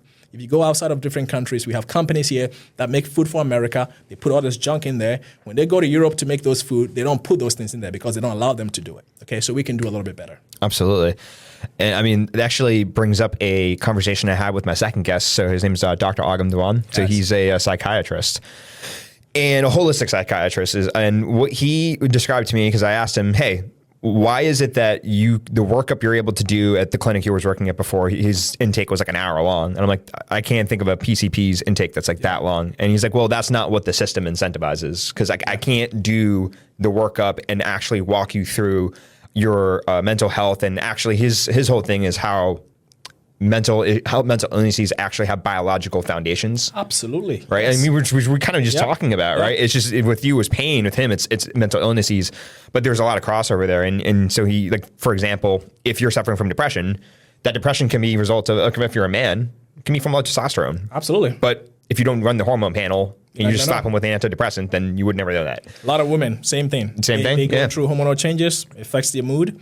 And they just put on antidepressants. So maybe I got to call him and say he's a longevity psychiatrist or something. He should be. I mean, because I think, I would say what Dr. Lou says. Every doctor should be a longevity doctor. There you go. Yeah. But yeah, like for him, he doesn't explain to me. He's like, the reason why we get the stereotype or the stereotype of being a pill pusher is because that's unfortunately what the current system incentivizes. And you have to kind of carve out a niche for yourself in order to like not fit that stereotype or to not practice that way. So yeah, absolutely. So so then this actually comes to an interesting question then. You say Dr. Liu actually said, this is his quote, every doctor should be a longevity doctor. Yes. Do you think longevity medicine should be a formal specialization? I think it already exists as a specialization. Okay. Because it's the fellowship that I just did. But it's a postgraduate training, okay? So insurance companies, and again, it's coming back to what they're paying. What you pay is what we do. Okay. So a lot of longevity doctors don't take insurance. Why? Because insurance don't pay for all these preventative things that we're talking about. Insurance isn't going to cover red light. It's not going to cover it. Well, and it's not even those modalities. Those are like, different things. But even just let's prevent cardiovascular disease. What's going to kill people is that. Okay. How do you do it? You can check hormones and you can provide hormone therapy and you can do all of those things. So insurance doesn't reward those things. So a lot of longevity doctors don't take insurance. They have to. So it's like something that, for it to become, I guess, part of the system. And people have different takes on it. And I think it has to be like, this is longevity medicine, this is conventional medicine. We need both, okay? And then it has to be clear on like people taking responsibility, because a longevity doctor is not going to make you live longer if you're not willing to exercise, if you're not willing to change your habits, if you're not willing to make financial investment and proactive. So you have to own your health. So it's also a personal choice when it comes to that. There's obviously individuals who don't have those means. And then there's a lot of people where it's just personal choice. People go on vacations and spend all of these things. And, and I see that in my clinic also. There's people that come through there and they don't want to pay me a certain amount of money for me to take care of them to balance their hormones because it's too much. And it's not. It's your health, okay? So it's just an individual choice and people have to, decide for themselves. Yeah. I don't know if I answered the question. I think no, it's okay. I mean, I think you did. I mean, and also, I wanted to ask you, like, so just how I described how like psychologists can get the, not psychologists, psychiatrists can get the stereotype of being a pill pusher. Yeah. There is criticism of the longevity field. Absolutely. Where you'll have people from conventional medicine, I think, like in legitimately saying, listen, Absolutely. like, we don't have a randomized control trial of the effects of red light therapy, your IV drip, or what have you. So we're just a little bit skeptical of if there's anything, like if there's credence to these therapies that these longevity physicians will prescribe. What would your response be to those criticisms? I think that's a valid criticism for sure. Okay, because there's a lot of things that are done in the longevity space that have not really been well validated. It's a new field. Okay, so I think. And then if you're also coming from the lens of, I only see randomized control trials before I take care of people. So therefore, if this thing is not using that lens, then it's a wrong thing in your lens. Okay. So I understand where that is coming from, because we also want to provide people. We also want to protect people, because there's a lot of people in longevity medicine. And I think people care. People want to do the right things for people, but we are human beings, and we have our issues. And again, we're not that evolved. So there's people who are trying to game the system. People will sell anything to anybody as longevity. So there's people who are interested in that and they will go spend all this money. How much of an effect? How much are they getting from that? So as a doctor, what I do is to guide people, okay? There is evidence, and then there's also N of 1 experiment, because the evidence that we have only serve a few population, a few number of people, okay? It doesn't work for everybody, right? There's so many people who are suffering in pain, suffering with disease and whatever. So even if you have all this standard of care and it's not working for people, what do we do for them? Okay? So this is why I talk about infantilization. We have to go beyond that. Go beyond it. Okay. Because the N of 1 might be valid, right? Exactly. This system that I have that is well validated, is scientific, is still not helping for them. Okay. And that's what I found out when I finished my training. I started taking care of patients. I thought I knew all the evidence, MSK guidelines for osteoarthritis, blah, blah, blah, blah, blah. And then you put a person in front of me. They don't want to exercise. They don't want to work. They have trauma. They have all these issues in their life. They can't get to the clinic. There's all this determinants of health that is not put together to be able to get them to achieve better outcomes, okay? So you have to take a different approach. So it becomes an N of 1 experiment. Yeah, so and then being a doctor and having agency and then understanding for me, which I think is really important, Dr. Liu says that every doctor should be a longevity doctor. I think every doctor should also be a cellular medicine doctor, okay? Okay. It's all about the cell. You talk about that a lot as your philosophy. That's is the philosophy, because yeah. when you go down at the fundamental unit, is a cell that is not functioning well. What does the cell need? It has a membrane. If there's a problem with the membrane, things will not work as well, because that's how it communicates. Okay, the cell has mitochondria. It has to make energy. It's all about the energy of the system. Your immune cells need energy. Your cardiac cells need energy. If they don't have enough energy, they don't function as well. They downregulate. How do you make energy? How do you make it well? How do you reduce oxidative stress? How do you make energy efficiently? With metabolism, okay? So there's all of these things. So when I'm looking through that lens, when a person comes to me and the evidence is not fitting in, I go, yeah, you know what? There is data on sauna that support potential mitochondrial improvement. Let's try it. Let's try it. You also have back pain. You also have, we know everybody have toxins. Let's detoxify. So you do an N of 1 experiment. So you recommend things that have some validation. And then there's also people who want to try things. Okay. So I think it's a valid criticism, and it's needed. We all need to be questioned. We all need to ask ourselves, is this working? Because even the things that we know are true, there is, all truths are half truth. That's how I even see it. Even through the scientific lens, we are always figuring things out, right? Gravity is here until you get to space, and then there's no gravity, right? Gravity is a well-established scientific, whatever it is. So there's all this like limitations, and we just have to be open. So I think it's valid. We need to question things, but I also want the other people to be a little open-minded, because you're coming to this criticism based on a specific lens. Okay, if you put in your scientific method lens to this approach, it doesn't work. It doesn't work. There's different things, so it's just getting people having a more integrative or integral approach. Yeah, it's actually being able to switch lenses. Actually, switch lenses and validate and do the right thing for your patient. So I think for me, like, people come to me like, okay, yeah, cold plunge versus sauna. Which one do we have a lot of evidence for? Tons of evidence for sauna. For cardiovascular improvement. I think cold plunge is the one that's a little more, right? But even then, I think there's a couple of doctors I've watched on social media, and like, hey, like the evidence for cold plunge might not, like, there's not really that much there. And I mean, I've done cold plunges before. Do you like it? I do. It's just it's such an energy rush. Yeah. There's actually a studio in Pittsburgh called, and maybe have you out there at some point. I think actually would like to do the cold plunge though, but I'll come. You don't want to do the cold plunge? Oh man, I hate cold. I don't like it. Okay, but so personalization, right? Like, it doesn't work for you. Exactly. So it's also, and then it's also like, the science is not there, and of course there's a bias. I don't like it. So even if the science is there, am I going to do it? Probably not. Okay? I think there's a psychological benefit, maybe. Yes. But I wouldn't so there's a studio in Pittsburgh called Mind Fuel. Shout out to Hannah and Matt, the owners of it. But basically they do the 15 minutes of sauna and then the 1 to 2 minutes of the cold plunge. I will say the way I would describe it is you get this like serotonin rush. Yeah. Because you feel energized, but weirdly very calm afterwards. That was my experience. Yeah. It's a different, it's a personal experience. It's a personal, yeah. And I've done it. I've done the cold and the heat and all of that stuff, those changes things. Yeah. So, I mean, all of those things have a place. And I think it's also like, the fundamentals. Okay. Don't go spend money on all of these peptides if you're still eating junk and if you're not willing to change certain habits. Your health is a lagging indicator of your habits. Okay. So the fundamentals. Let's dial in the habits. Let's decrease the alcohol. Let's get rid of the alcohol. Let's get rid of the trauma. Let's get rid of the unforgiveness. All of those things are signals to the cell. So once you do all of those things well, we're coming back to the same idea of optimizing physiology. Then maybe your outcome from a sauna will be better than somebody who's eating junk and trying to do sauna. Mm-hmm. Your outcomes from maybe cold plunge will be better than somebody who is doing cold plunge and not forgiving. And it's actually some of the concept to the PRP, right? It's only as good as the physiology that's coming in. Put it in. So that should be the foundational things. And then there's also different ways to signal the cell. Okay, so if cold plunge is not for you, what are we doing with cold plunge? Well, okay, we're decreasing inflammation. We're trying to reduce anabolic effect. We're trying to, maybe build some brown fat, whatever it is, which is great.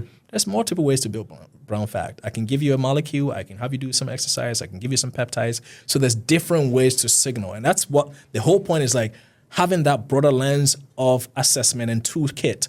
So then, how can I get that? I can do that with hormones. I can do that with peptides. I can do that with supplements. So then if you don't want to get in a cold thing, I got you. I still have some other solutions for you. Yeah. And it's not just one thing. Right. And that's been always my message. There's no one thing. It's, like one supplement that does this. And no, the body is way complex than that. So it's a multitude of things. And even there's a lot of unknown things that are taking place. Yeah. The cell decides what to do with any of this signal that we're putting into it. Okay. So it's about, awareness and being healthy overall. Just my own personal curiosity. Yes. What are your thoughts on red light therapy? So red light therapy, I've done it. I do sauna plus red light therapy. Okay. I have not really gonna get into the science too much, but my understanding is helping a little bit of mitochondrial stress, some oxidative stress, and in fact, some of these therapies is like it's not really well quantified how they are improving certain things. We just know that they do it. How are they doing it? We're not exactly sure. So I think red light therapy is great. There's no harm to it. I do always combine that with my sauna, and it gives me more heat, and I feel really relaxed and it's actually I just talked about this recently. It's the only therapy that really relaxes me. Like sauna and red light therapy combination. I just feel like and I was like, why don't I do more of this? I get in there every time I go. It's like, wow, I feel great. Yeah. So that's fantastic. Yes. I have to do. I would like to do it more. Unfortunately, these current treatments are not covered by insurance. There's not that. Also, listen, you get what you pay for too. Like this, listen, it is what it is. It's capitalistic society. We get the right to charge what we want, but then it's like, and then sometimes the price is worth it. But I think some people would be looking at this like, is that a scam? Like if I just go to how is this actually going to help me? Like that's like the thoughts. I think you go in there and you see those are things that you can validate for yourself. And sometimes you don't need science to validate things for you. Okay. And biology, yes, your biology will tell you, does it feel good? Is it worth it? Then do it. Right? Okay. So some of those things. And there's certain things that we have a lot of science for that people do and it still doesn't help them. Mm-hmm. So it's all about validating for yourself and then having guidance.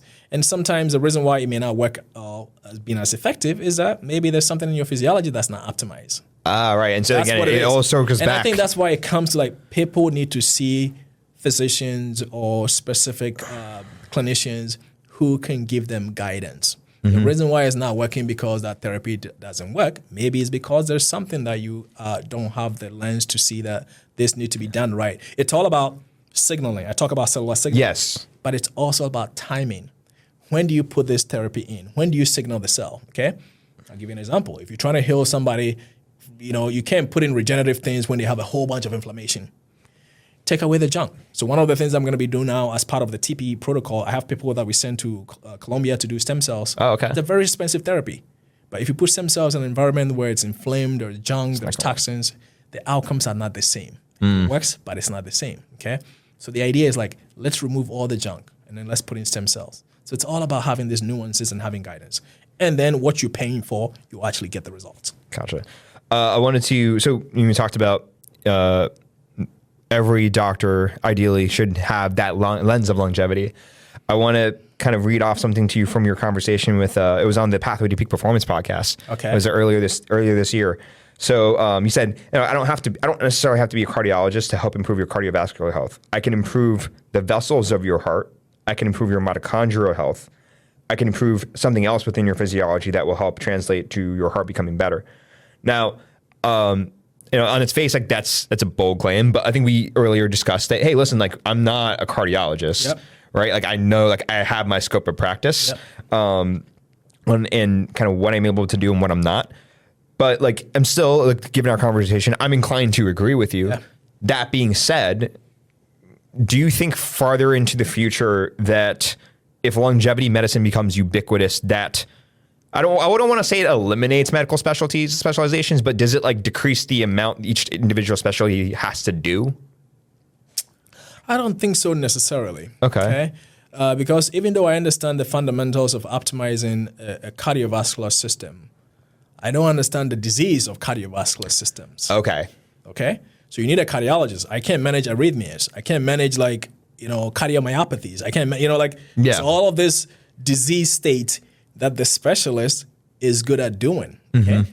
But what we do need is that's how we got trained. So we need people to have that because those things do happen from environment and people's choices. We're human beings. We're predictably irrational.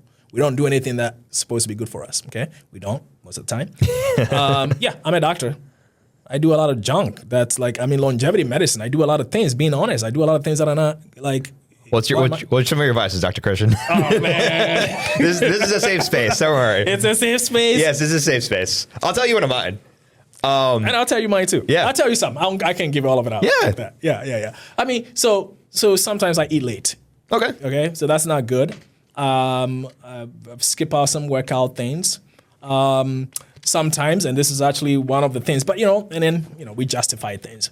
When I go to conferences, I actually don't drink. I'm not a person who drinks alcohol, but when I go to medical conferences, that's when we drink, because it's a socialization, and and then I'm exhausted and all those things. So and I wish I can do less of that, but I think for me, my vices are definitely sweet tooth. So I've been craving tiramisu as of late. It's coffee, the cream, dude, I'm craving it. So sweet tooth for sure. I've also eaten very late.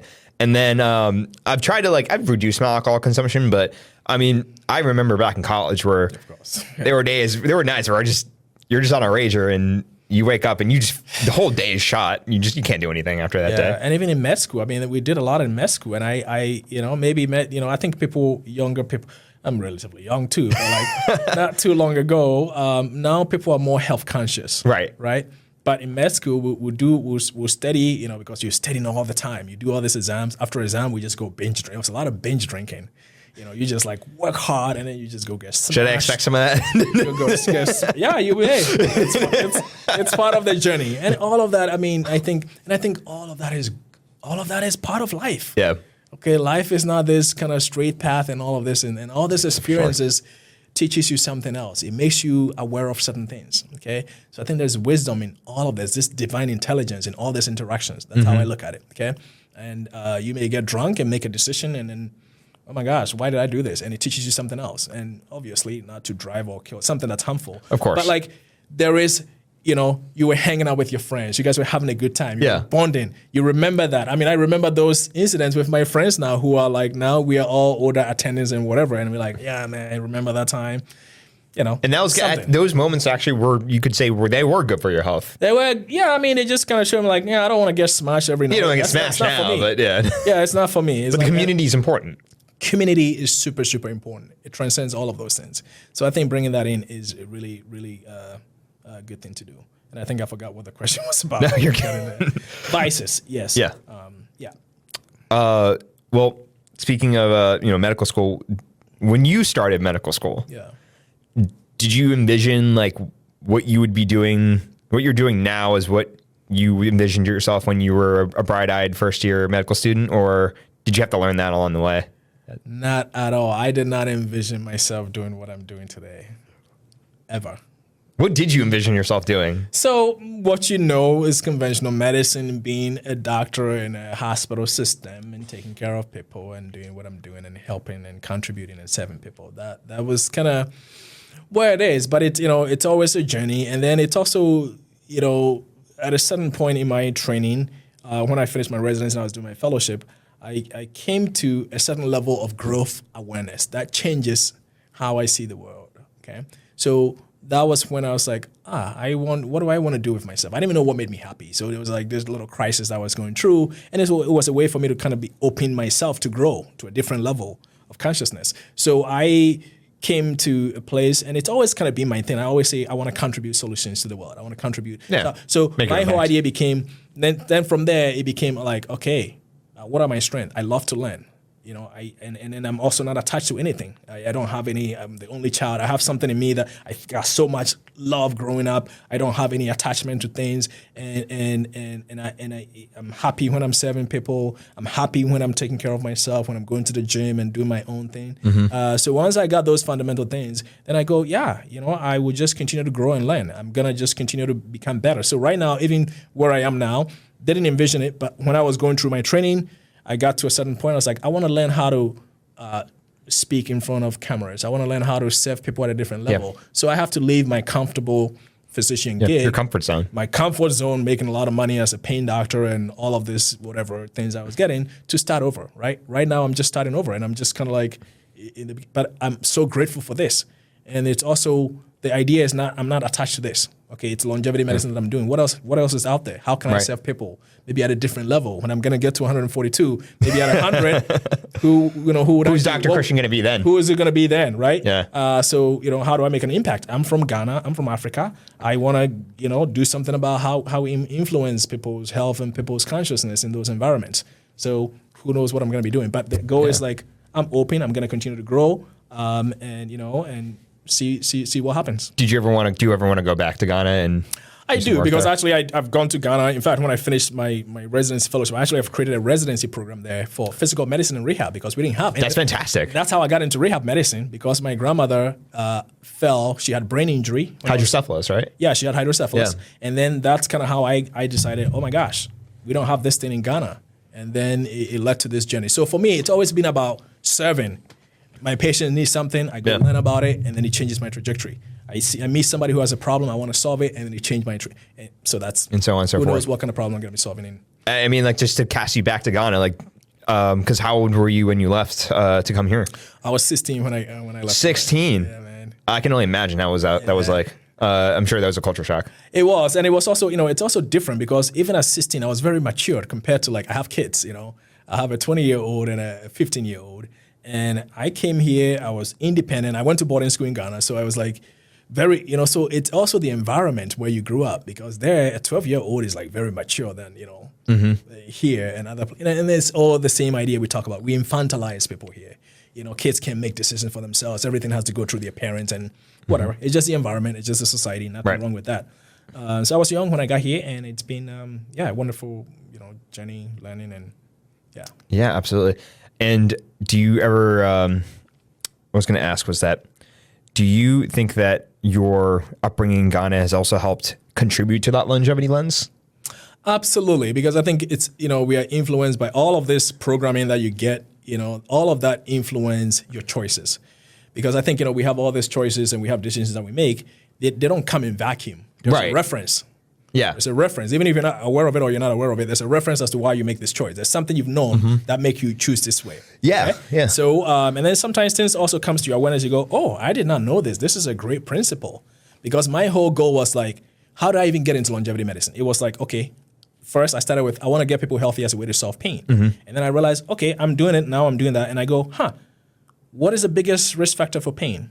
Aging. And that's the connection there. And then what is the biggest risk factor for all these health things that I'm trying to solve? Aging.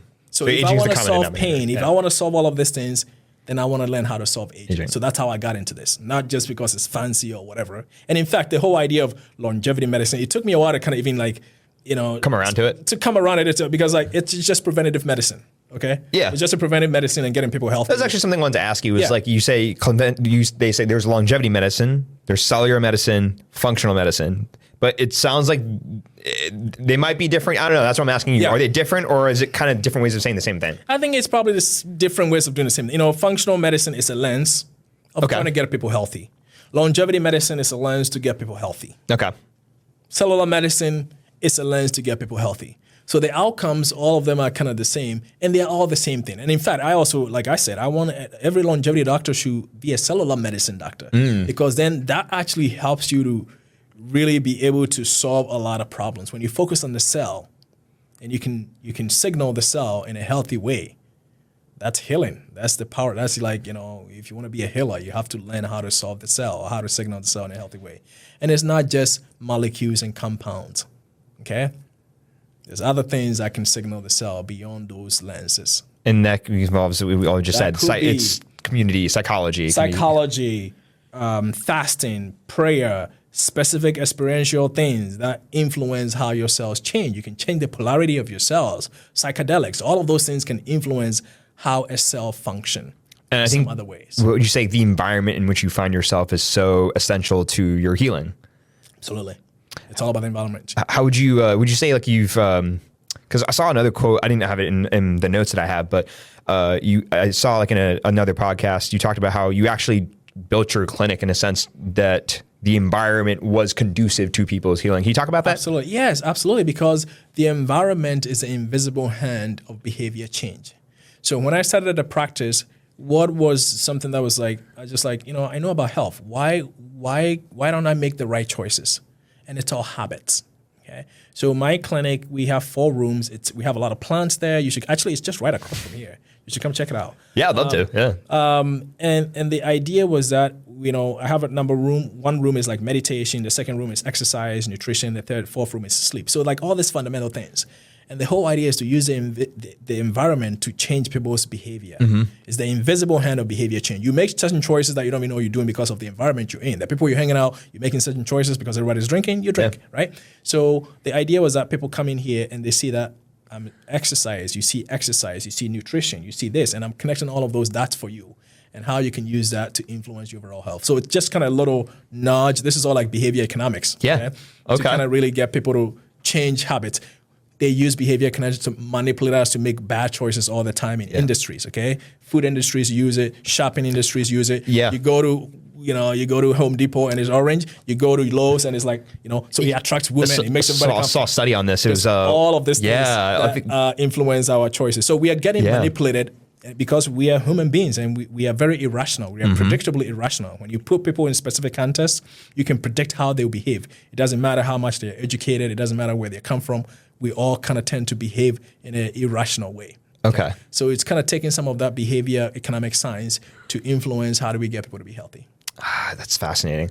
Because as I've read, that's why the Twinkies is in the front of your checkout. When you go to the checkout place and now I put all the junk food over there. Well, now that I think the people you surround yourself with, talking to you, talking to other doctors, other educated men in my life, they've also shaped my psychology. Absolutely. So it gives me that education, that awareness. So now when I go to the grocery store and the Twinkies are right there, I'm like, Dr. Christian told me it's a trap. Don't reach for the Twinkies. Don't go for it. They put their fruits in the back and then they put all the junk in the front. But that's so true. Like I actually read even something that in Target, the reason why it's red and the way they've actually shaped the aisles is to incentivize impulse buying. Absolutely. It's all designed. Yeah, it's all designed.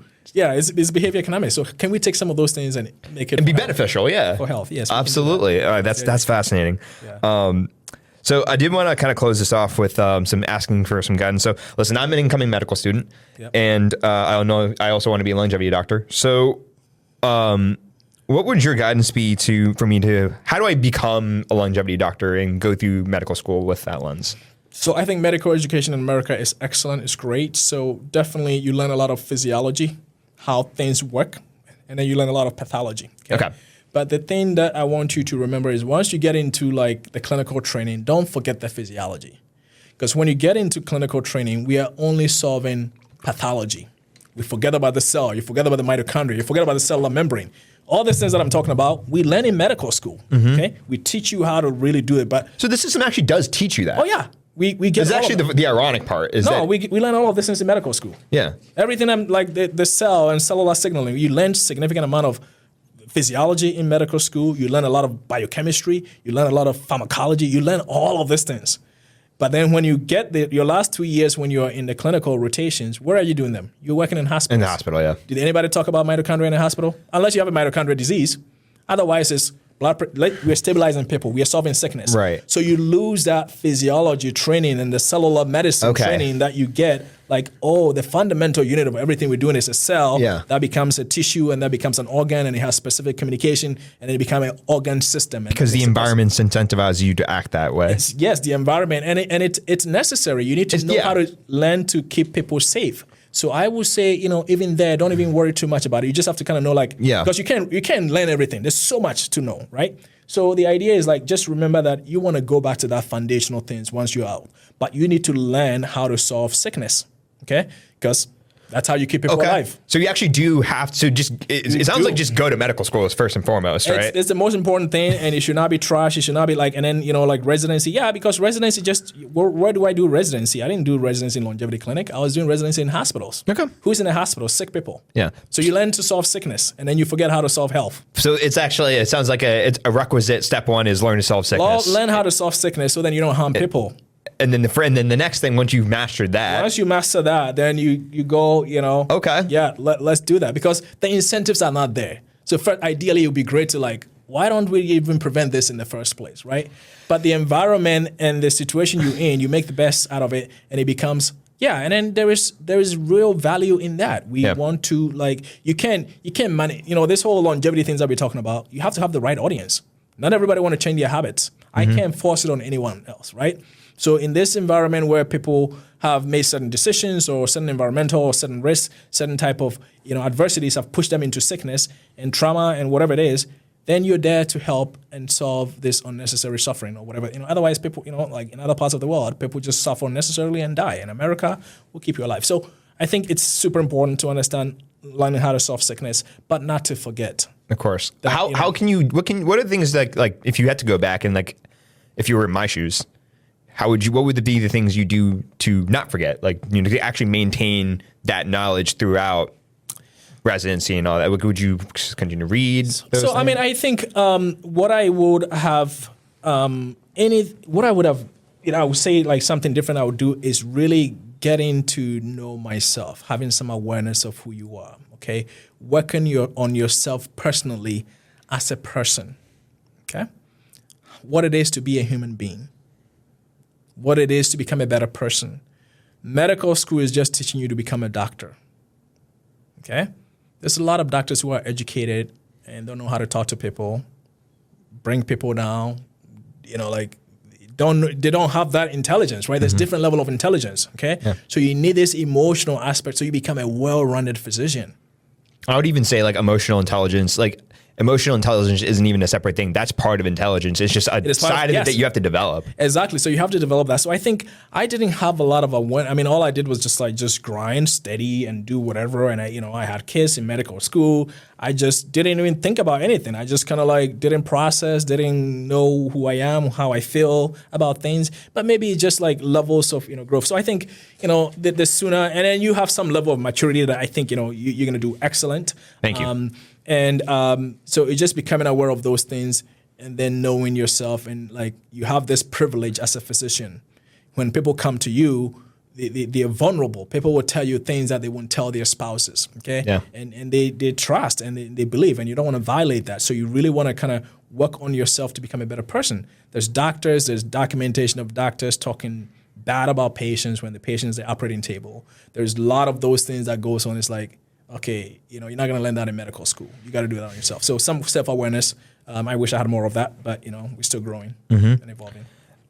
Would you recommend any specialties I would look at? Because it seems like, in your case, physical medicine, rehabilitation, it sets you up very nicely for longevity medicine. Whereas, you can be a surgeon. You could technically be a surgeon and be a longevity medicine. There's plenty of surgeons in longevity space. There's all these doctors that I meet now, and they all have different specialties. Primary care doctors, cardiothoracic surgeons. Even Dr. Lou, he was a cardiothoracic surgeon, went into longevity because he kept fixing heart and go, what can I do? So I think that is more of like a personal choice and an experience, and then also your personality. All these medical specialties have different personalities that jive with you or they don't. I was doing cardiothoracic surgery rotation, and I did another ICU rotation after that. So after that, and then I went to PM&R. And then when I was working the surgeon, they were miserable. Everybody was pissed off. They were not nice.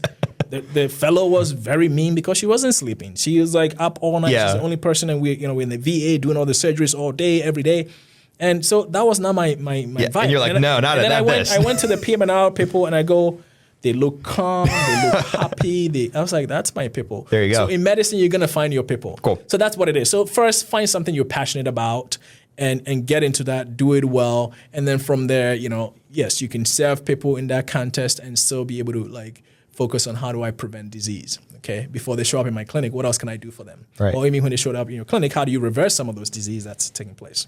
And it also sounds like now, and we'll see what happens in the 4 years I go through medical school and kind of see where we are around in 2030. But there's already a fellowship now for anti-aging medicine. Oh, really? And well, I think the one you did longevity. Yes. So I did. It's the same one. So okay. Not necessarily. So it's called the American. So it's actually a board certification from the American Board of Anti-Aging and Regenerative Medicine. Okay. So there's a specialty board that's set up that does that, but it's not in the conventional space of you're gonna match into that. So that is something that it's a postgraduate self-elective to go and do it. Yeah, so it's a postgraduate training. So you can't match from residency into that. That'd be cool if you could, but it'd be cool if you could. But I think the good thing is it's actually I think it's a good thing to become a regular doctor to learn a whole lot before you get into that. Because once you learn a whole lot about all of these things, the influence what type of longevity doctor. Not all longevity doctors are the same. Okay, we can have the same certifications, we can have the same things, but if you've had certain experiences and you've educated yourself in certain ways, then you become better at what you do. Okay. So I think how it's structured is fine. Maybe there's something better, and maybe medical school is also changing. I think that, there's some changes now, and maybe I think it's a little better. One medical school I applied to, they actually said that they're introducing a new nutrition course. Actually, I was like shocked. I was like, oh wow, okay, Yeah, that's awesome. that's awesome. And because they even said it, and when I went for an interview, and they're like, hey, like look, admittedly, like some self-critique of ourselves. One thing we don't do is we don't teach you guys enough about nutrition. So that's a great thing. And, I think that's all wonderful. I do still have some things about all of those things because it's the environment, right? You can learn nutritional science, who's making the food and who's regulating what we're putting in the food. So I think sometimes, so I have a different view on those things. Yeah, you do learn those things, but it's not everything have to be solved by the doctor. That's the problem. You have we have in nutritionists, you have America. dietitians. Yes, and then even that, not that, we have to know these things, but we try to not go for the root cause of the problem because it's competing interest. Food industries should not be putting junk in the food, and then we don't have to provide, it should be food when people go buy it. Right. I shouldn't be the one as a medical doctor to support what people eat and how that influences their health. Right. Knowing that we all know that the person making the food is putting things in there that we've established over and over. And people can tell. When you eat junk, you don't feel good. For the first time when I was traveling yesterday to Grand Rapids, I haven't eaten, so I was hungry. And I got to Grand Rapids or someplace that I was transiting. And I have not eaten McDonald's in years or whatever. And I was like, I got to eat something. Everything was closed. I went and bought this food and ate it. Just didn't feel good. I was like, oh my gosh. I do wonder if your actual microbiome, because it hasn't had McDonald's in so long. It's just like what are you giving me? It's also my psychology. I'm thinking it's junk food. So yeah, you put that in your body, you're gonna feel junky. Gotcha. Yeah, so all of that. But the idea is yes, it's super important. We have to do nutritional education, doctors, because it does influence. Again, it will be a lens that it will change how you talk to people, because most of us don't learn about nutrition. But we have to go beyond that and say, we shouldn't allow food industries to put all of this junk in the food. Absolutely. Do you think the hallmark of a great physician is the ability to adopt many lenses and be able to look and switch and look on the fly? That's what it sounds like to me. Absolutely, and self-awareness. Self-awareness. I think we have a privilege as physicians, and I consider that a privilege and a calling, and we have to be able to work on ourselves to become better. So independent of a physician, what else you bring? That serve people. Absolutely. Okay. I want to say before we close off that it's funny. It's a bit of a surreal moment for me. So the first time I actually heard about you was 2 years ago. Oh, okay. And I was watching on the Medicine Redefined podcast when I first heard it. Yes. And I was like, dude, I wonder where this guy is. He might be in Dubai or Miami or someplace I just can't get to right now. Yeah. And then I looked at your clinic and I'm like, oh, he's in Wayne. I'm like, I get my audiology appointments here in Wayne. Yes. So I was like, yeah, it's not far at all. Yep. And then I sent you the Instagram DM when I first initially started, because I had a list of guests that I would have liked to have interviewed, and my mentor of mine, I've mentioned multiple times in my blog, he was like, well, if you can make it happen, man, DM him and see. The worst he can say is no. And now here we are. Yeah, we are. So, awesome. And thanks for the work you're doing. And I think you're doing such an excellent job with what you're doing and educating and asking great questions. So even at this level, before you get into medical school, you have all this exposure. And definitely this is needed because it's all about education. Okay? All these things that we talk about, sometimes it's not accessible, like longevity medicine, considerably expensive, but it's simple education that people can take and, democratize it and make it easy for everybody to access it. And we just discussed, that's the first foremost step, right, is education. Yeah, education. And, I've said this for myself, is I want to understand the reality of the system that I'm going to enter into, because I want to be a doctor, but that means I need to go in my eyes wide open. So, I think this is a great place to leave the conversation. Dr. Christian, if people want to book an appointment with you at your clinic or follow what you do, where can they find you? Yeah, so we are here in Wayne Mainline, Philadelphia. And the name of my practice is Aether Medicine. It's AETHER medicine.com. And you can visit us on our website and book an appointment from there. You can also call us 484-806-1101. You can also follow me on Instagram on Aether_medicine. I do a lot of education there, and happy to support. And I always talk about, I want to connect with patients, but I'm also interested in connecting with providers and other people, so then we can, do a better job of taking care of patients. Absolutely. I'll make sure to definitely link all that in the description. Dr. Christian, thank you so much for being on here. Yes, thanks for having me. And thank you guys for tuning in, and I'll see you on the next episode. Yes.